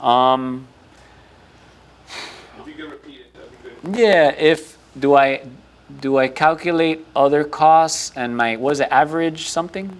Average expense per unit. Average expense per unit. Shipping, receiving, etc. Yeah, I don't often, and I'll tell you why. Just because it's like a few pennies, it's not even like worth it. Like if I have to use a poly bag, it's like 5 cents for the poly bag, 8 cents. Like I don't care, you know. Like I'm not gonna count that. Why don't I count that? Because I don't sell stuff for like $1 profit, 50 cents profit. I don't do that. Like I like $3 or $4 plus. So for me, a poly bag isn't gonna hurt my margins. Other costs that I do like to look into is the placement fees that we now have to pay. So I use minimal split to the East Coast. I pay placement fees. I don't do the Amazon optimized split because I don't want to send it to 10 different places. I did a shipment, today's Saturday. I did a shipment yesterday or Thursday. I think it was yesterday. My wife and I both. 2 boxes to Amazon, and they all went to one warehouse. And I paid the placement fees, and it's usually like $30, $20 or something. It's not a lot of money. Let's say even if it was $40, but the shipment was like $900 something profit. So then I paid $40. So I'm like, you know. Now other people are like, I want to know every penny. Every penny. You do you. I don't have time for every penny. This is how my mentality is with Amazon. I want my profit to like absorb all those little problems. So like I want to fly up here and all the little problems, I'm like, yeah, but my profit is so high, like I don't care about placement fees, I don't care about poly bags, I don't care about none of that stuff. It eats all of that. I don't do the prep center, my house is my prep center.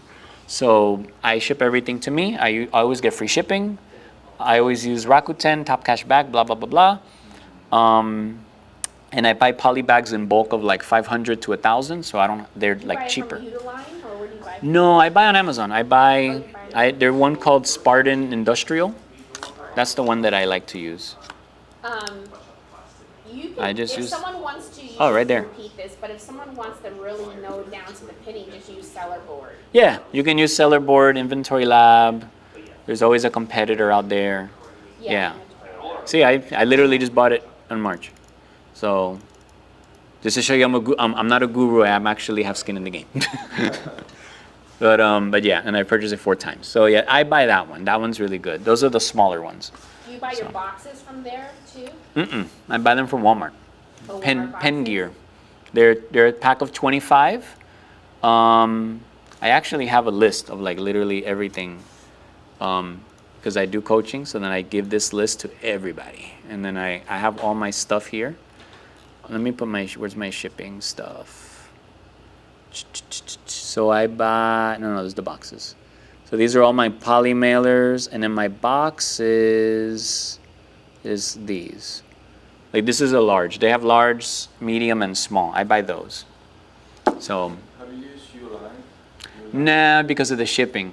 They don't have free shipping. I think you have to buy like a lot or something to get free shipping. They're good though.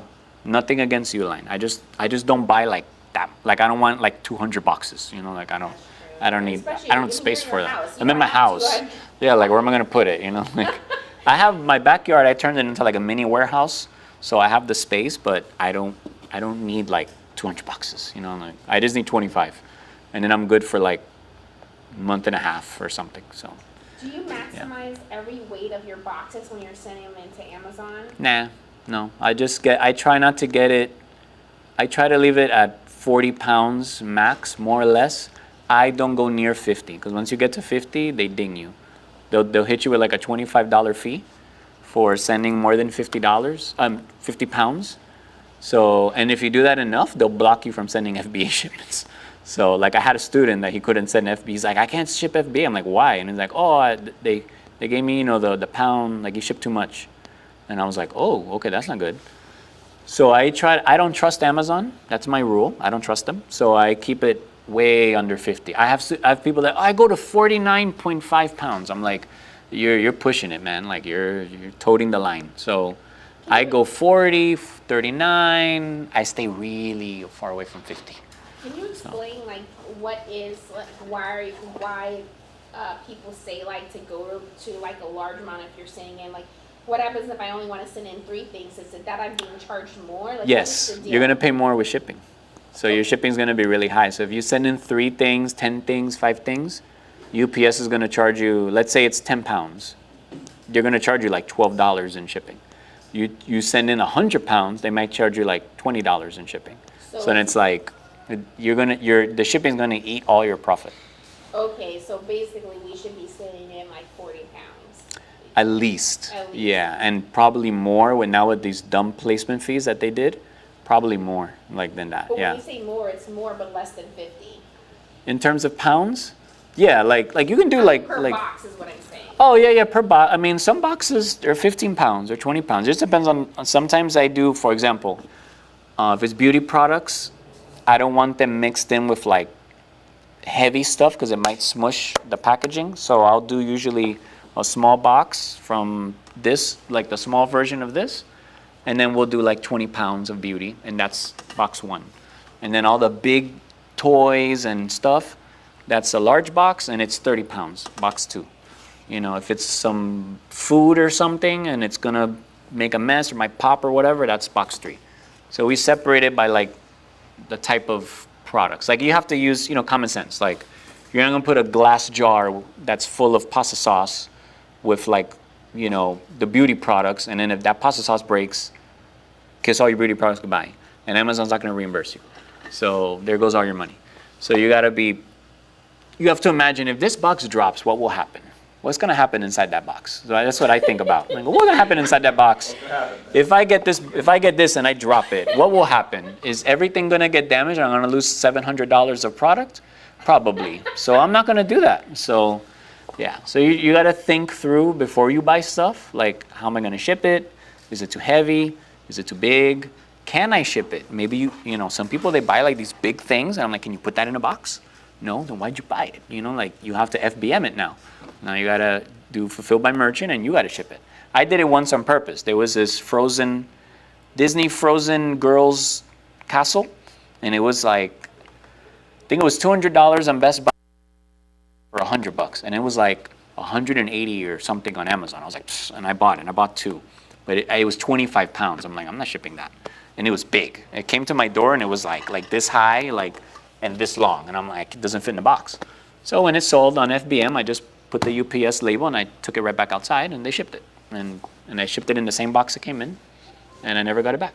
So you can do that. If it's really heavy, you wanna just maybe do it FBM, and just ship it in the same box. Like if it comes like in some giant box like that, just put the sticker and you ship it back out. You know, so just an idea. Two questions. Sure. How would you increase a tank's price? How would you increase a tank price? There's not much you can do there. There's repricers that can help with that. I use Aura. They have an AI Maven that will try to raise the buy box, but it's not like a guarantee. Like the only way to do it is wait. That's the answer nobody likes. You just gotta wait till everybody sells out. So you want it at $20 and now it's at 12. You gotta wait till it gets back to 20. So, and that could take a few weeks. Could take the rest of the year. Could never happen. We don't know. That's why I don't. When I see like 40 sellers on a listing, I have to make sure I'm making a lot of profit to deal with that. So if I'm gonna make very slim margins, I'm not gonna go in already with slim margins and know they're gonna get slimmer. So you wanna start high and then go, okay, I have 60% ROI. This might go to 30, but I'm okay with 30. That's how I think of it. I'm like, this is 70, it might drop to 45, but I can do 45. I'm okay with 45%. I don't wanna start at 30 and then it goes to 10. You know, that's no good.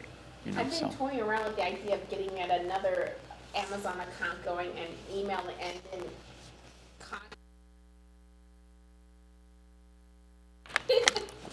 Don't, if they'll report you and then you'll lose both accounts. Yeah.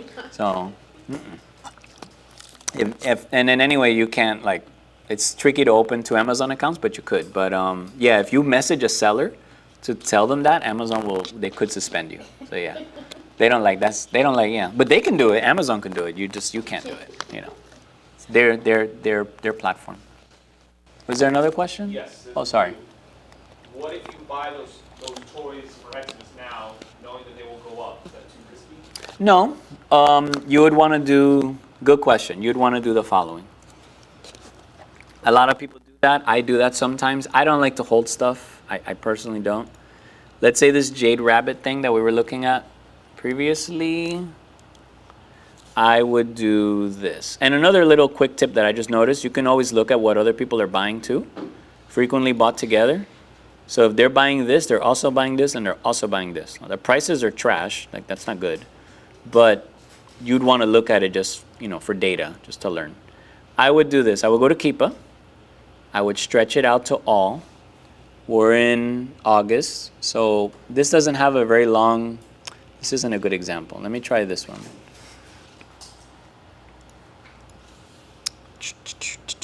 You'd want to look at Keepa, and then you want to see last year, how did it do? I think this one was there last year. Yes, 700 days. So here it is, and this is why Keepa is amazing. This is why I said in the beginning you need Keepa. So here it is in October, right? Last year. So this is August of last year, but Amazon's still here, $15.99. So if you want to do that, I would compare it to last year's numbers. If you see, like for example, Amazon is always there, it's not you don't want to get in there. But if it's third-party sellers, and you can see, let me see, maybe this is a good thing to compare. So like here there were 53 sellers, and then you can see it's slowly going down a little bit. And that's because you see we're in December. So like here's November, 47. Now it's 37 in December, but these people had a lot in stock because as you can see, it didn't really drop that much. And this sucker sold 30,000 per month. So right there in the middle, the green little box. So that's why there's so many sellers, because like that listing is like somebody's salary, like full-time salary. That listing is that. because it sells that much. So so that's what you want to do. You want to and you can see the Keepa chart went way down. You see? So here was kind of high up here, and then it went all the way to the bottom. So that means here was like the sweet spot. This is Q4. This is what everybody the entire year is waiting for. This little dip right here. That little dip is where everybody's making all their money. So that's what you want to look at. If you see that it has that dip and it dipped like that, it's probably going to do it again this year. So then you can like wait, and you put your price, where you want it, and you chill and just wait. And then when December comes along, one day you'll run out of stock.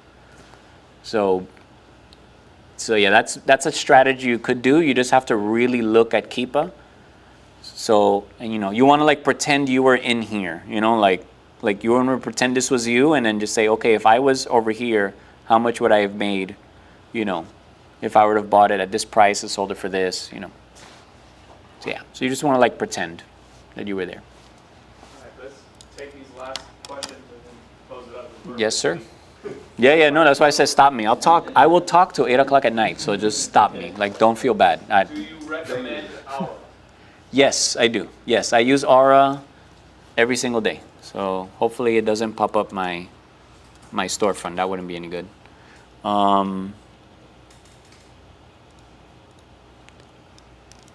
me make sure. Okay, yeah, I don't want to like log into my stuff. So the open app. So so I really like Aura. I've even met Dylan, the guy that does it.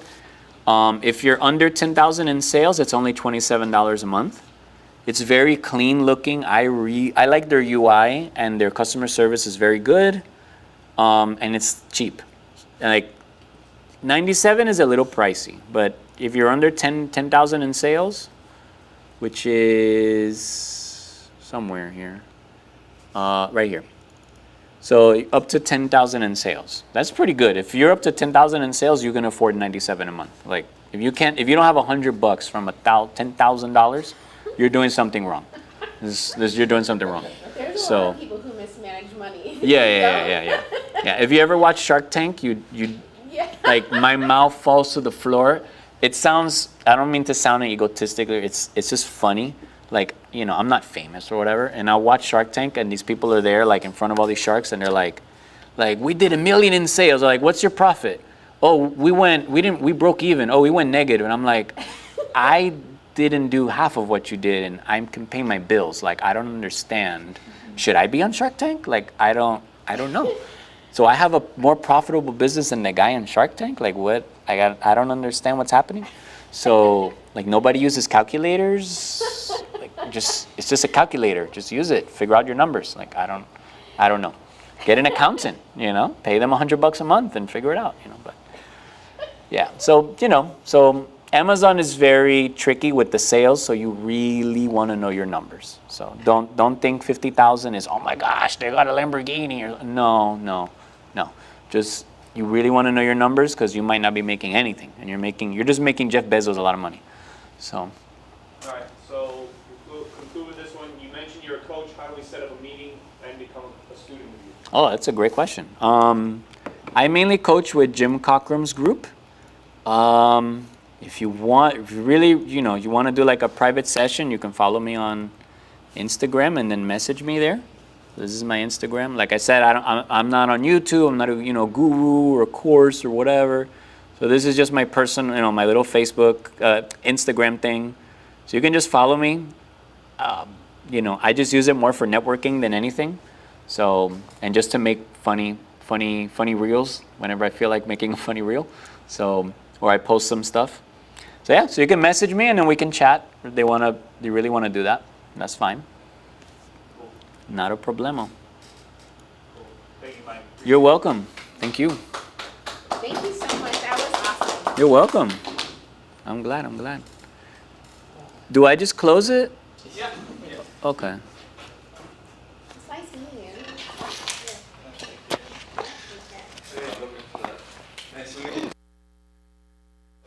That was fun. I don't know how to turn this. I got you. No worries. Thank you so much. No problem, man.